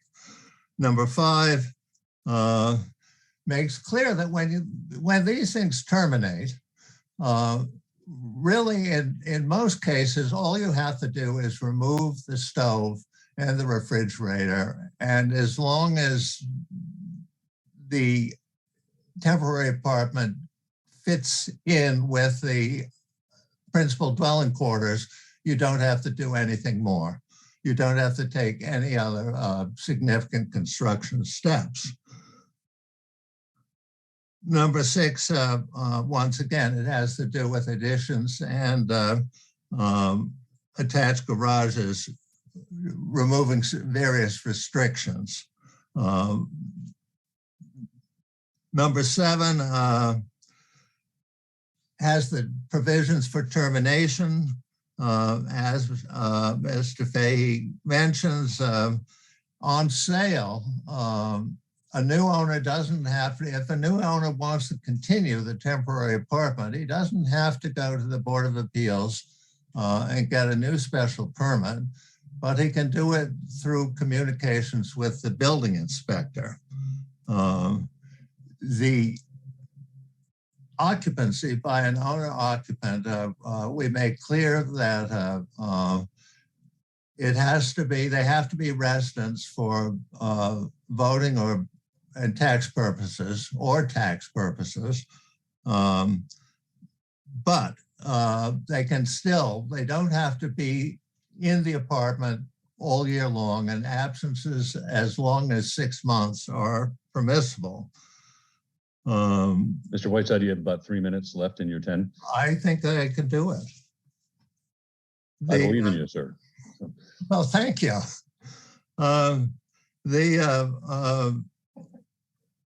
The renewal provision, these are 4-year permits, but and in the past, the owner had to go get a new permit every 4 years. But this says that this amendment would permit the owner to apply to the building inspector and after making various representations, get a renewal term. And the representations would be that they would comply with the special permit and that they were in compliance with it. Number 8 is housekeeping. And number 9 has to do with the definition of temporary apartment, and it's been redefined so as to include additions to houses and attached garages. The rest of the article, those are the changes, and those are the only changes that are proposed. And it, as you perhaps can tell, they're important changes, but they don't change the substance of the article. And you can see that part of the article sets out how the article would read if these amendments are made. But bear in mind that most of the stuff that is set out in how the amendment would read is already there. This is an existing bylaw, and the only changes are the changes proposed in that I've discussed. You've got about a minute left, sir. All right. And this is a good bylaw, and it will benefit elderly residents of the town. And I think that the town meeting should adopt it. And if they do, the town will be the winner. Thank you. Thank you, sir. With that, I see a number of members wishing to speak. We'll start with Mr. Furs. You're recognized. Good evening, Mr. Moderator. Brian Furs, Precinct 10.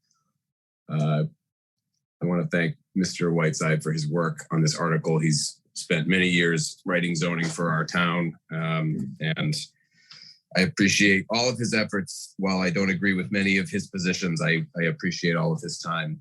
I think it's really important that the town understand how this article got to where it is tonight. After this article was submitted as an alternative, I believe, to the ADU article that was before town meeting at our last meeting, I believe in February. At that last town meeting, that both of those articles went through some public process and had hearings before the planning board. And after the last town meeting sent the ADU bylaw back for further study, the planning board then met as part of the public process and voted to also send this article back for further study at that time, so that the two articles could be reviewed together. After the most recent election, the planning board again met prior to this town meeting in its newly constituted form with its newly elected members, and then voted to support this article. And I think it's very important to note that the two new members of the planning board that voted to send this forward and approve it are the first two signatories of this submission. And I think the town meeting should give great pause to that and determine whether that is an appropriate way to move an article forward. I think that based on that alone, this article should be sent back to the planning board for due public process and further study alongside the ADU that was sent back at the last town meeting. There are probably very good parts of this article that could be looked at alongside the ADU that was sent back, which also I'm sure had very good components. And we could probably end up with a much better final product. But all of that aside, I think the biggest reason it needs to be sent back is because I must say, I believe the process was a bit dubious to get it here tonight. With that, I would like to make a motion that this article be sent back to the planning board for further study. Thank you. Understood. We have a motion made. Is there a second? I see Ms. Rose Zaidi, if I'm pronouncing it correctly, seconds that motion. With that, ladies and gentlemen, we're going to pause discussion on the article as you see printed, and now move to consider the motion to refer back to the planning board. You should be familiar with this. By the way, there's some questions coming in. Let me just answer a few of them. This is a citizen's petition. Which follows the process of getting proper signatures and certification by the town clerk and the select board. It's then sent to the warrant committee. The warrant committee then considers it like any other article. So that's how it got here. I'd like to impose the same limitations on this motion to refer. 3 minutes to discuss what you would like about the motion to refer, as long as we are respectful. A 45-minute count in total, so we could have the 45-minute count start up. So I see lots of hands raised. If you'd like to talk about the motion to refer, but we're not going to take any other motions now, by the way, just this one. Then I'll start recognizing them in order. So with that, I see Ms. Kathleen O'Donnell, you're recognized, ma'am. Thank you very much, Mr. Moderator. As some people may know, I Ma'am, did could you submit state an your amendment. precinct? Oh, sorry, Kathleen O'Donnell, precinct 7. Thank you. I did submit an amendment to this article to remove the provision about family members. I believe that this motion for reconsideration and sending it back to the planning board is appropriate because I question the legality of limiting the occupancy to family members. And I think this is in a situation that should be discussed with town council, with the attorney general, and I believe it's appropriate to do a referral back to the planning board for further consideration. Thank you, Mr. Moderator. Thank you, ma'am. Very succinct. With that, I see Mr. Walker, you're recognized. Thank you, Mr. Moderator. This is actually a question. The precinct again, sir. I'm sorry. Leroy Walker, town meeting member, precinct 10. Thank you. This is directed to Ms. Hall as chair of the planning board. It would be helpful if Ms. Hall could outline what the type of article that the accessory dwelling unit article, what the objectives of that article were and how that compares and contrasts with this article. Are they intended to operate in tandem? Can you have one without the other? I'd be interested in hearing about the planning board's view of that. Thank you. Just so I understand, you want to contrast by the chair between the ADU article that came up in our March special versus this citizens petition tonight? Correct. And that was referred back to the planning board for further study. Yes. Correct. The ADU referred back in March and this one tonight. Understood. Yes. Ms. Hall of the planning board, are you there? Yes, I am. Thank you, By the Mr. way, Moderator. a member has raised a point of order. The deal I'm trying to make with folks is 3 minutes and let folks speak because I'm finding it's very difficult for people to just keep to the motion to refer. So you got your 3 minutes. As long as we're respectful, just letting people go. So yes, Ms. Hall, please continue. Thank you, Mr. Moderator. Meredith Hall, town meeting member, precinct 3, chairman of the planning board. The article that you have before you, the citizens article, is extremely different from the previous ADU article.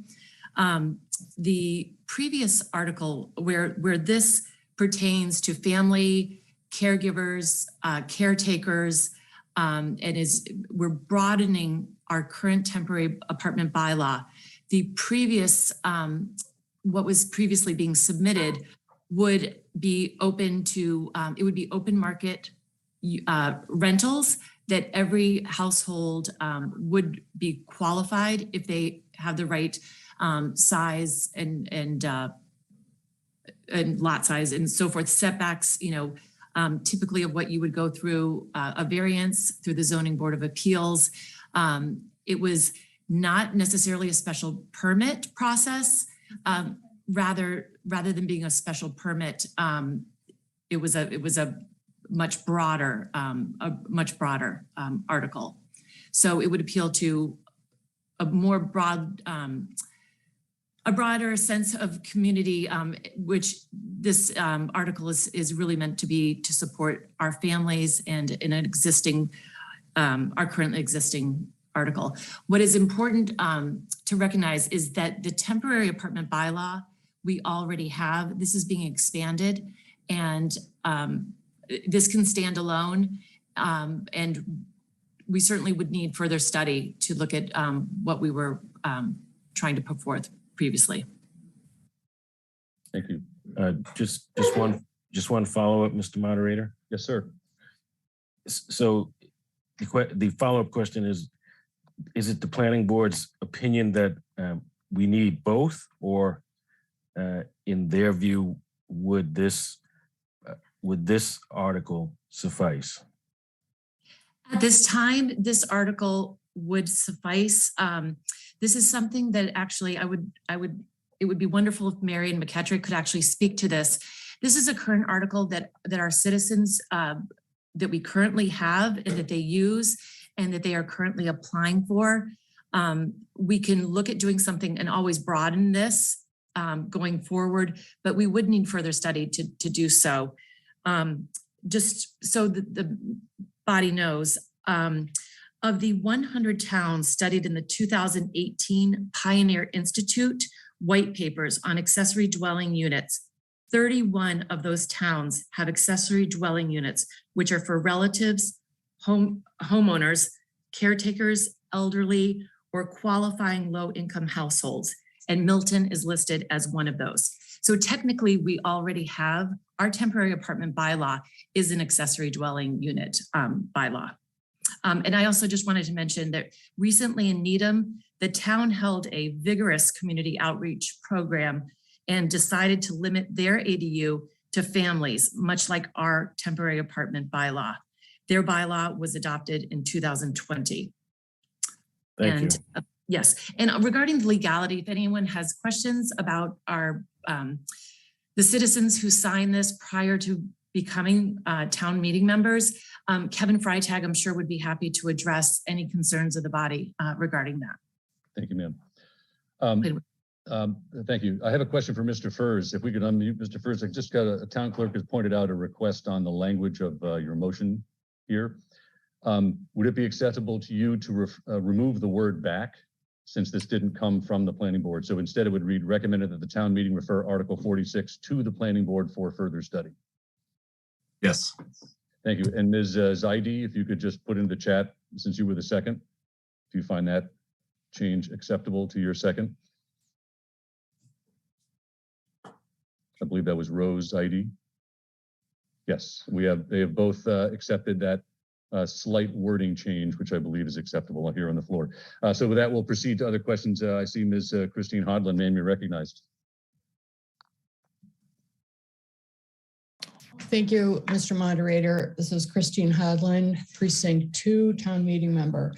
I would ask that town meeting vote to accept Brian Furs's recommendation to refer this back to the planning board. I find it very odd that we have a zoning bylaw that has been created by citizens and not by the planning board. The planning board typically is the one that presents zoning articles and has the details and the expertise on what should be and should not be included in them. I also want to say that I am a little concerned with the limitation of who can occupy these particular things that are proposed in this article. It just seems a little bit restrictive to me, and that we are supporting our families, whatever our families means, only Milton people that are only in town, and not others that may be in need of housing, that the ADU and this particular bylaw together may be able to accommodate. And I just object as well to the previous comment by the planning board chair that if this was submitted by citizens, how can she say this was approved by the planning board? This was not presented or approved by the planning board. And in fact, the previous ADU article was what was approved by the planning board, but not ever really presented at town meeting. So for all of these reasons, I recommend that we refer this back with the other ADU bylaw for the planning board together to come forward with us with something that we can review and accept. Thank you. Thank you, ma'am. I'll just read the list here. We've got a number of speakers. Mr. McKay, Mr. Donahue, Ms. McKettrick, Mr. Chinman, Mr. Gaius, Mr. Fundling, Mr. Whiteside. I may come back to you, and I think I'll have an offline with another speaker. So Mr. McKay, you're recognized.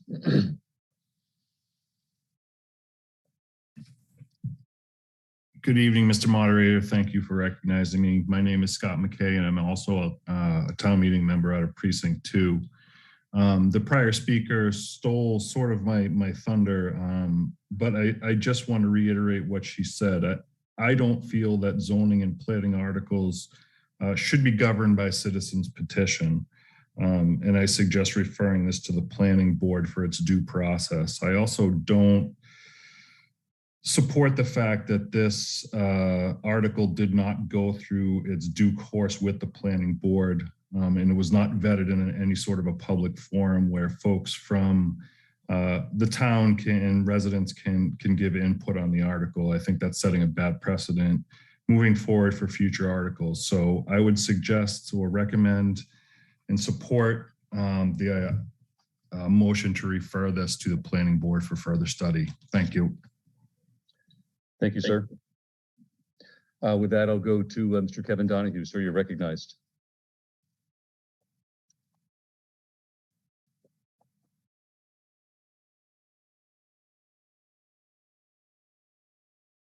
If you could unmute, Mr. Donahue.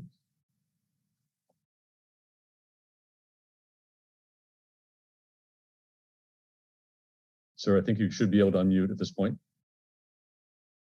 All right, we'll come back. Next, Ms. Marion McKettrick. You're recognized, ma'am. This is Marion McKettrick. I'm a Precinct 1 town meeting member. I actually raised my hand to speak in the original article, but I would like to speak on this motion as well. Yes, ma'am.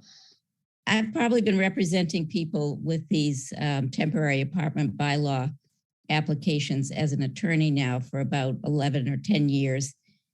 Probably handled 10 of these applications, and every single one of them has been for an addition requiring a variance. And every time I've appeared before the Board of Appeals, they've asked, please have the town make some modifications to this bylaw. So just speaking, so I don't see a lot of point in referring these amendments back to the planning board. This is an existing bylaw. It's not a new bylaw. The amendments that are proposed have been discussed in the context of accessory discussion earlier this year. I watched most of those hearings. This was an alternative. The planning board didn't choose to endorse it at the time, and I understand why, because they were trying to create a unitary bylaw. But it has become clear to me that the temporary apartment bylaw is a different creature from some of the other accessory bylaw characteristics that were discussed. It serves a purpose. It's needed. People are using it now, and there's really no reason why they should have to apply for variances when they want to build an addition and put a temporary apartment in it. This is tested, this bylaw, and its defects have been remedied by the proposed amendments. So I would like to go back to the article and vote on it. And I don't support sending this back for further study. I think it's been pretty exhaustively analyzed. Mr. Whiteside wrote the original article, and he's come around to the idea of amending it, which isn't always easy when you write something to begin with. You have about a minute left, ma'am. These are good amendments. So I would urge the body not to vote to send this back for further study. And I won't speak further on the article. I've already said my piece, but if we do have the opportunity to debate the article, I urge the town meeting members to vote for it. We need these amendments. The accessory apartment bylaw will be discussed further, and I hope we'll come up with some way of presenting that to town meeting. I'm in support of a broader opportunity as well. I see no reason why this bylaw can't exist in an amended form while that process continues. Thank you. Thank you, ma'am. Mr. Donahue, I see you're unmuted. You're back, sir. Mr. Donahue? You have the wrong Donahue. Then I apologize. I see Mr. Kevin Donahue, if that's who just spoke, your hand is raised in the window. If you perhaps could lower your hand. Or are you Mr. Kevin Donahue? There's two. Okay, if you could just lower your hand, sir, or can we lower the gentleman's hand? Looks like there's an issue. With that, I'll proceed to Mr. Chinman. Mr. Chinman, you're recognized.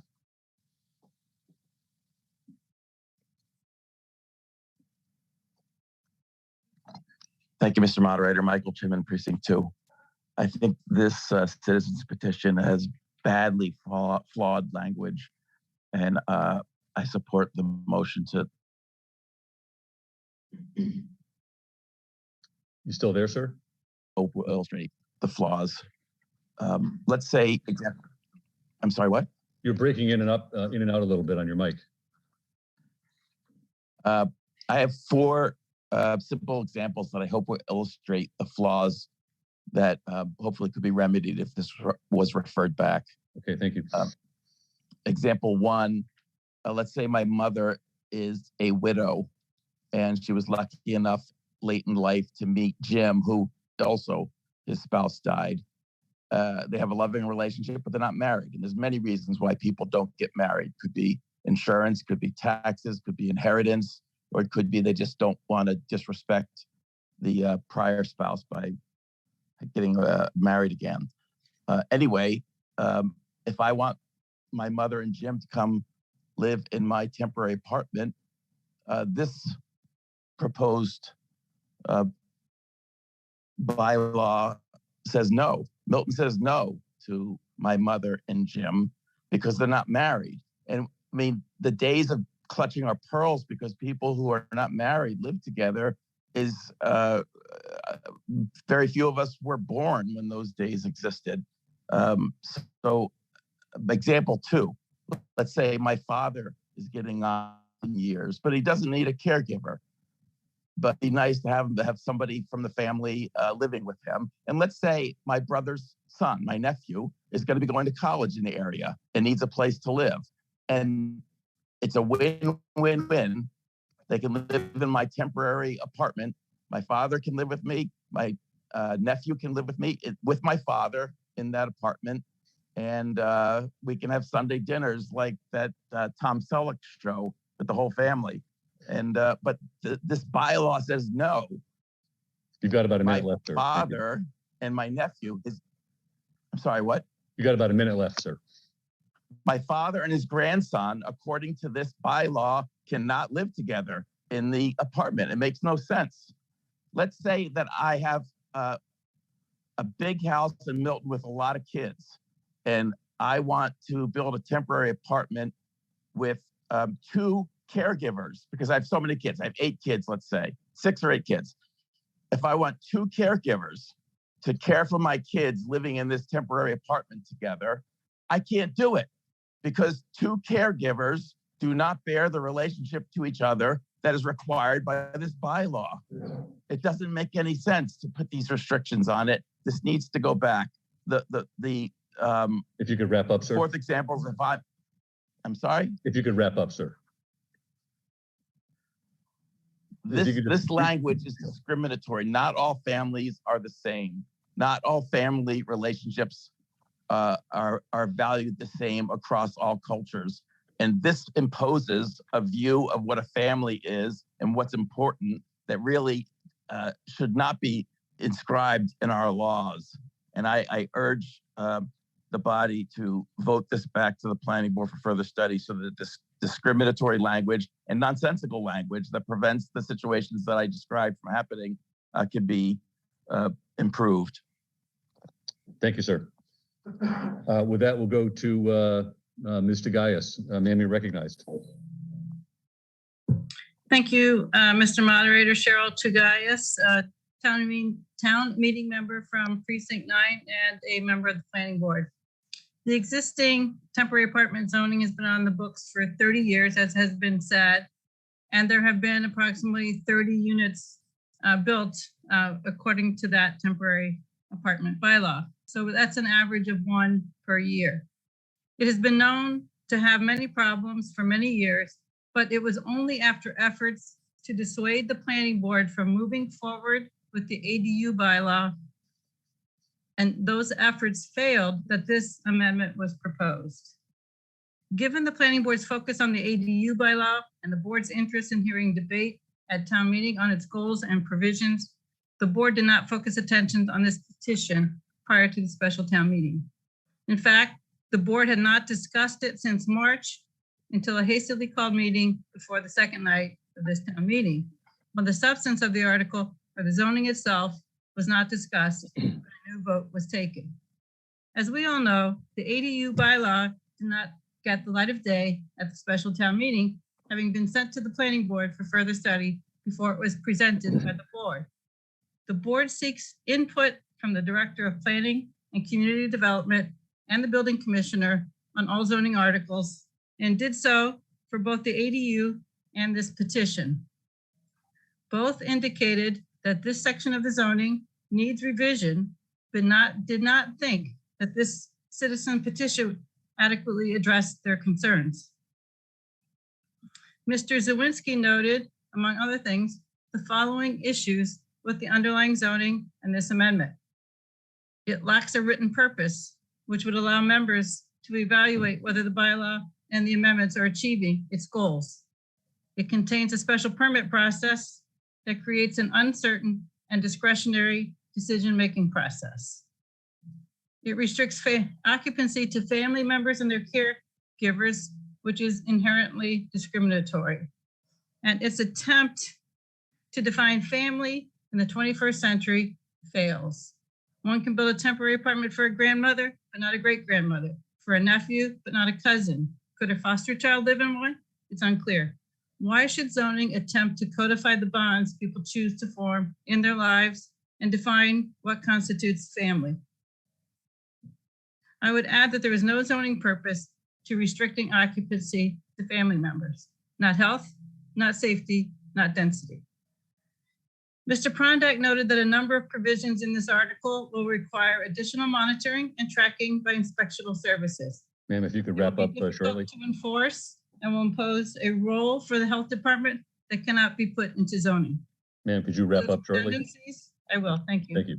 It includes redundancies and does not include standards by which the Board of Appeals would judge design requirements contained within. Clearly, there is more work to be done to improve the temporary apartment zoning. This should be referred to the Planning Board for study, where adequate time for professional, board, and public input can be considered in a public process. Thank you. Thank you, ma'am. I see some repeat speakers, but a new speaker includes Mr. Fundling. Mr. Fundling, you're recognized. Hello, Jay Fundling, Town Meeting Member Precinct 3. I will briefly echo what previous members have said about implementing a sweeping zoning change that comes from a citizen's petition. And therefore, I support sending this back. We all have our strengths and weaknesses as town meeting members. One of my weaknesses is that I have no skills in evaluating the legal language of zoning codes. When we get a proposal from the planning board, I can trust it was written by our elected representatives, agreed on an open meeting, and went through the correct process for vetting in open meetings. When it comes from a citizen's petition, no matter how well-intentioned those citizens, we did not get that process.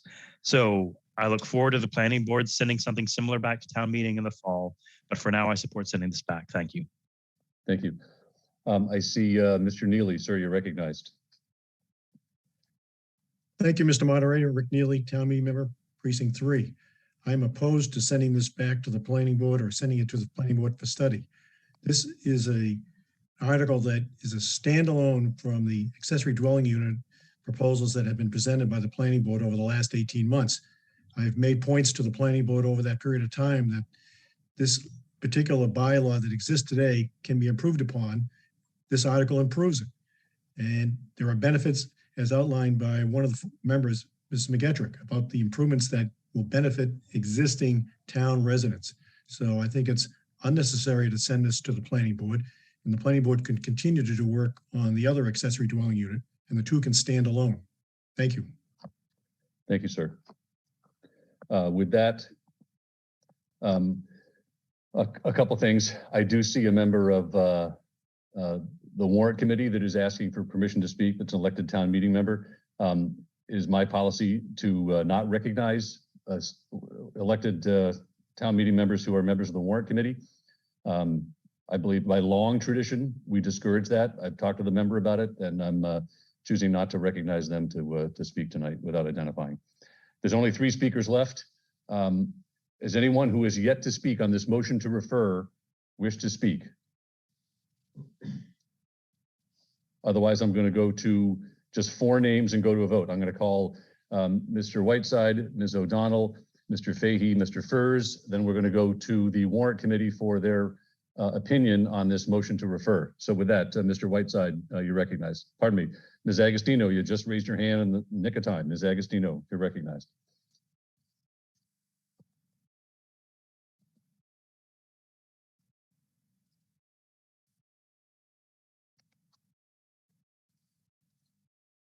If you could unmute, ma'am, Ms. Agostino.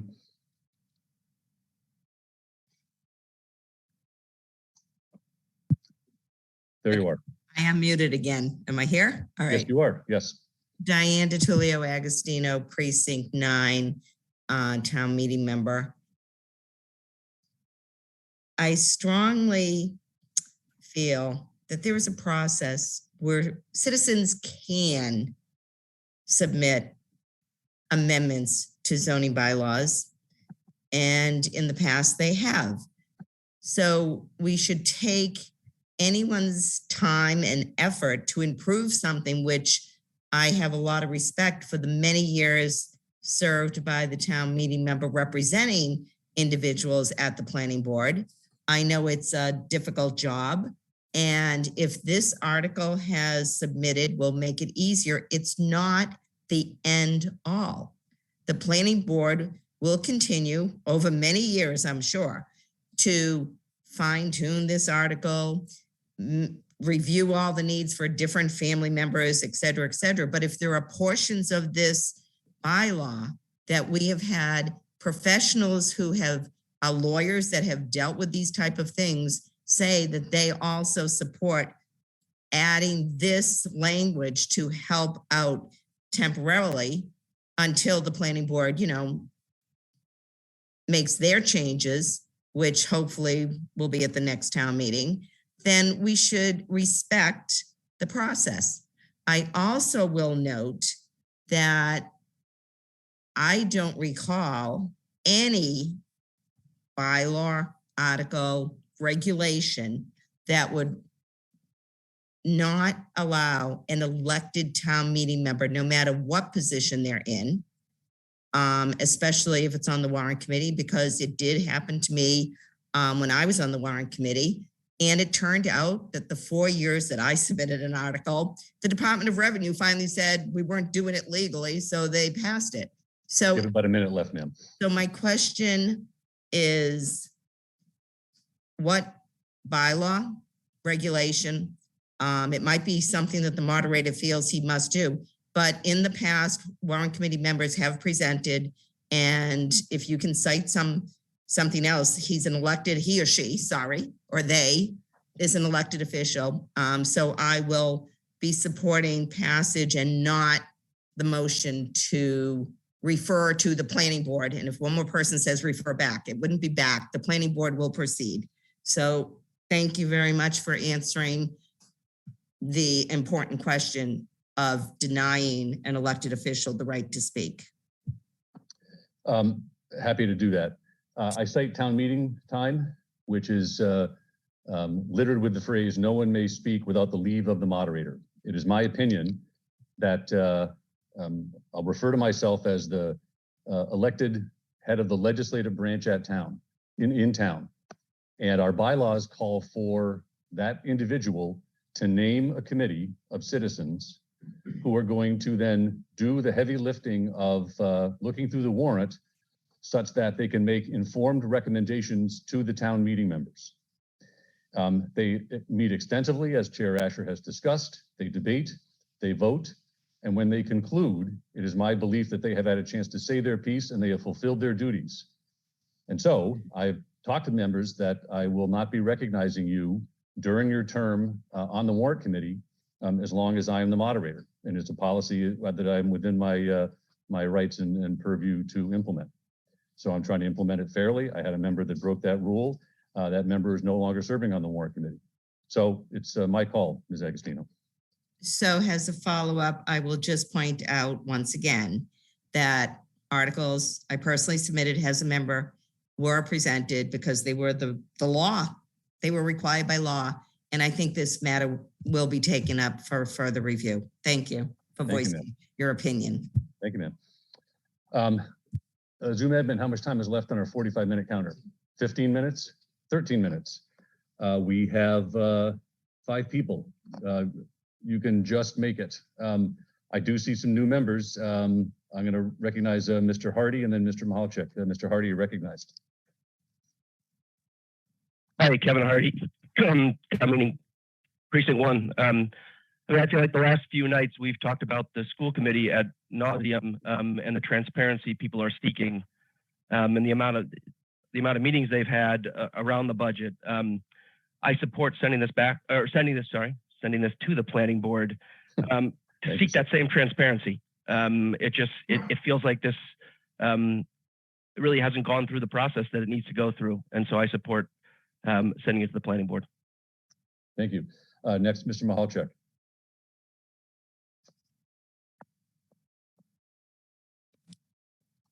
Thank you, Mr. Moderator. Mike Mahalchik, Precinct 7, Town Meeting Member.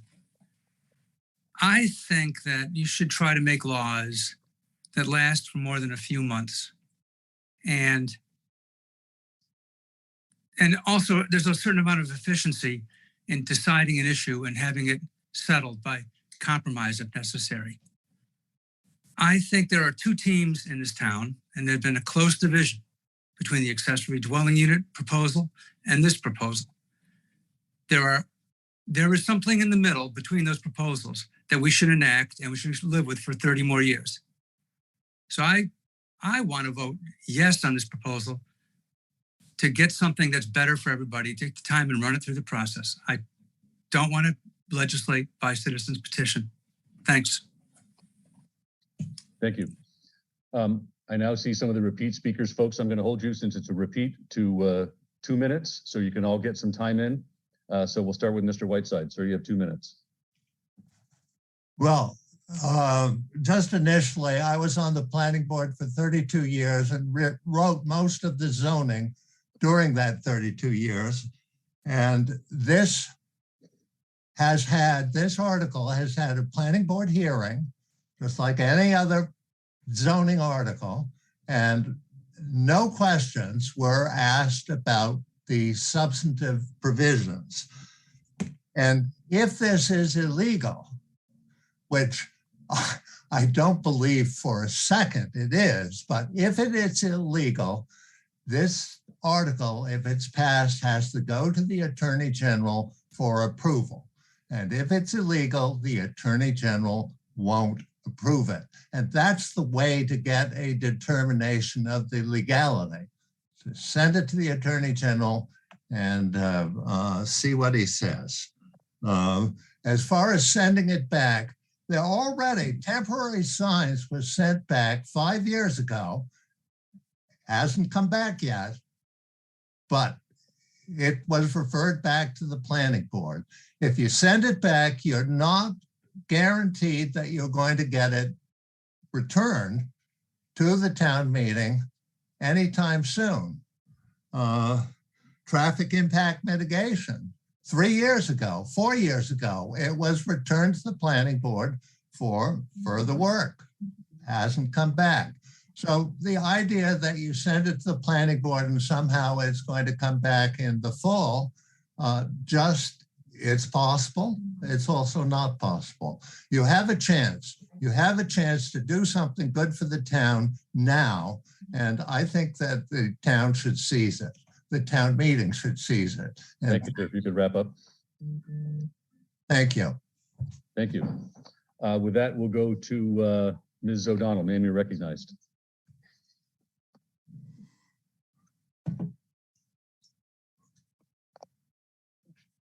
Thank you, Mr. Moderator. I just want to briefly say that at the special town meeting, where the accessory dwelling unit article never came up for discussion, we discussed for many hours, just letting it out to the town meeting, that I was promised at that time that we would work together in the future for an amendment to the zoning bylaw that would merge the accessory dwelling unit and the temporary apartment dwelling unit bylaw. And while I agree with Mr. Whiteside that his amendments are an improvement to a pretty terrible bylaw as it stands, I would also focus our attention on the fact that we were promised at the last meeting that there would be some work going ahead to compromise those two ideas to come up with one bylaw. And I asked the town meeting to refer to the planning board for that process. Thank you. Thank you, ma'am. Next, Mr. Fahey, you're recognized, sir. Thank you, Mr. Moderator. Sean Fahey, Precinct 9 and Planning Board member. I will also try to be brief, Mr. Moderator. Alex Whiteside spoke a moment ago and he said we have a chance to serve the residents. I would view it a little differently. We have an obligation to serve the residents, an obligation. This is an improvement for every resident in town. And if we do not pass this because we have differences of opinion of it not being as inclusive of language, yes, we may wait a period of time before it returns. And yes, there will be residents in the town that could benefit from the citizens petition that will not be able to benefit from the citizens petition. I see no good reason for this not to pass. This should be passed because we have an obligation to the citizens. The speaker earlier referred to this as sweeping zoning change, not even close. That is an incorrect reference to the language that Alex Whiteside has written. I'm confident that residents throughout the town will want this citizens petition passed. No one is harmed by it. Many people can benefit by it. And if we do not pass this, I think the town meeting will be viewed as standing in the way of good progress. Thank you. Thank you, sir. Lastly, I see Mr. By the way, how much time we have left now? 6 minutes. Some hands dropped. And Mr. Baylor, a first-time speaker. Mr. Baylor, you're recognized.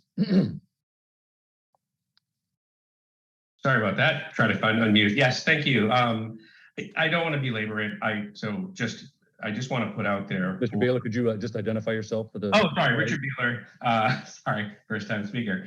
Precinct 7, member of the planning board. I'm in my 5th year of the planning board. I spent about 6 years on the warrant committee. And I just want to put forward to the body, I agree with the past comments that Cheryl made and some others made. My worry is this, we had an ADU bylaw come forward and there was a number of issues that were brought up, which passed and sent it back to the planning board, but we haven't, some of those same issues are in this one. And so I do worry the fact that we really had no public process here, that folks don't actually know what's in it or what the ramifications are.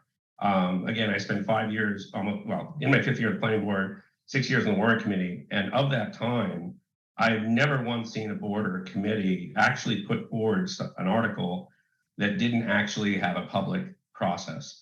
And this, to one of the points made, I think, Mr. Whiteside, it did have an open public hearing, but it was quickly stalled and stopped for the ADU, and it was put aside, as member Kathleen O'Donnell has mentioned. And so I worry that we're rushing something through without a public process.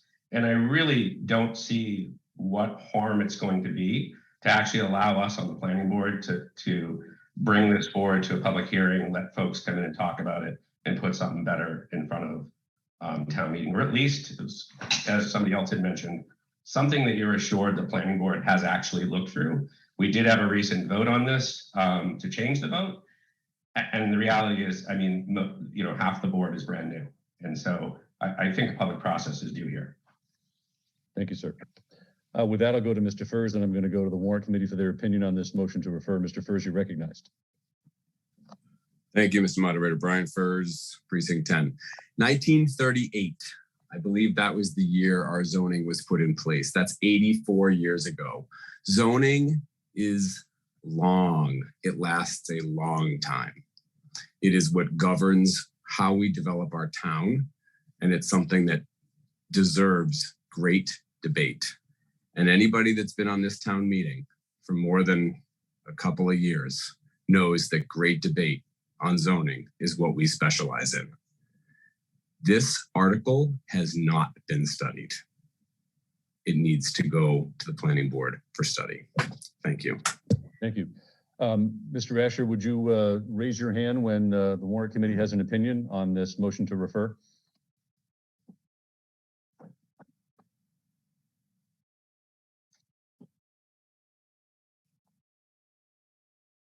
In Zoom admin, I think we're about out of time, right?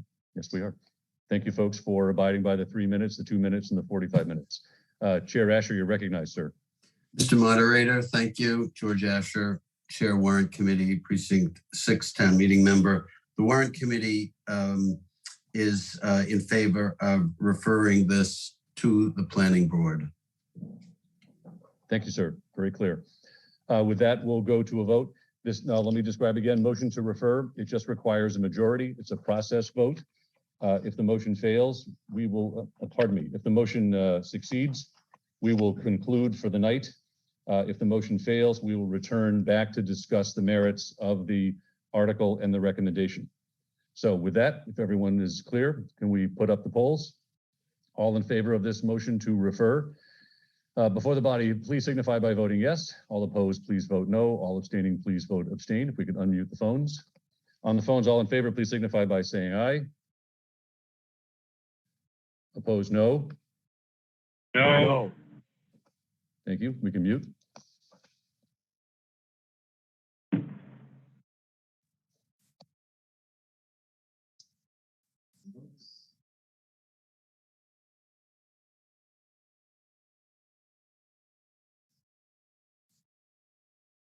With that, the motion carries with a vote of 140 yeses at 65%, 75 noes at 34%, and 1 abstain at 0%. That concludes the articles we have for tonight. Just before we get the motion to dissolve, I'll check the room. Madam Clerk, will you agree we are all wrapped up for the night? Yes, and for annual town meeting. The first thing I'd like to do is thank the Warrant Committee, who, as members who have served, as citizens who observe, know that this committee does put in hours after hours after hours. They have been highly visible. They've received praise and criticism. Criticism comes with the game. I hope people will be respectful of the work they put in and the honest thought and guidance they try to give us all in these recommendations. So Chair Asher, on behalf of town meeting, thank you very much. I wish we could all be in person and we'd give you a standing ovation. I'd also like to note Ms. Lynn Hoy. Ms. Hoy has been the Warrant Committee clerk for the past 5 years. When you see the magic happen of your amendments appear and your presentations show up, and she's the person clicking next slide, next slide. So Ms. Hoy, thank you. She's extremely responsive to this moderator's requests, and I'm very grateful for her work. So with that, ladies and gentlemen, I'll entertain in the Q&A a motion to dissolve. I see so moved by Mr. Walsh. I see seconded by Mr. Matthews. If we could put up the poll. All those in favor of the motion to dissolve, please signify by voting yes. All opposed, please vote no. All abstaining, please vote abstaining. On the phones, in favor, please say aye. Aye. Opposed, no. Thank you.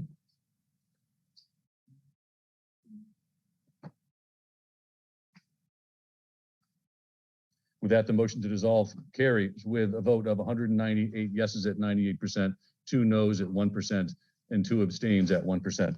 Ladies and gentlemen, we are dissolved. Thank you very much. Enjoy the rest of your short evening.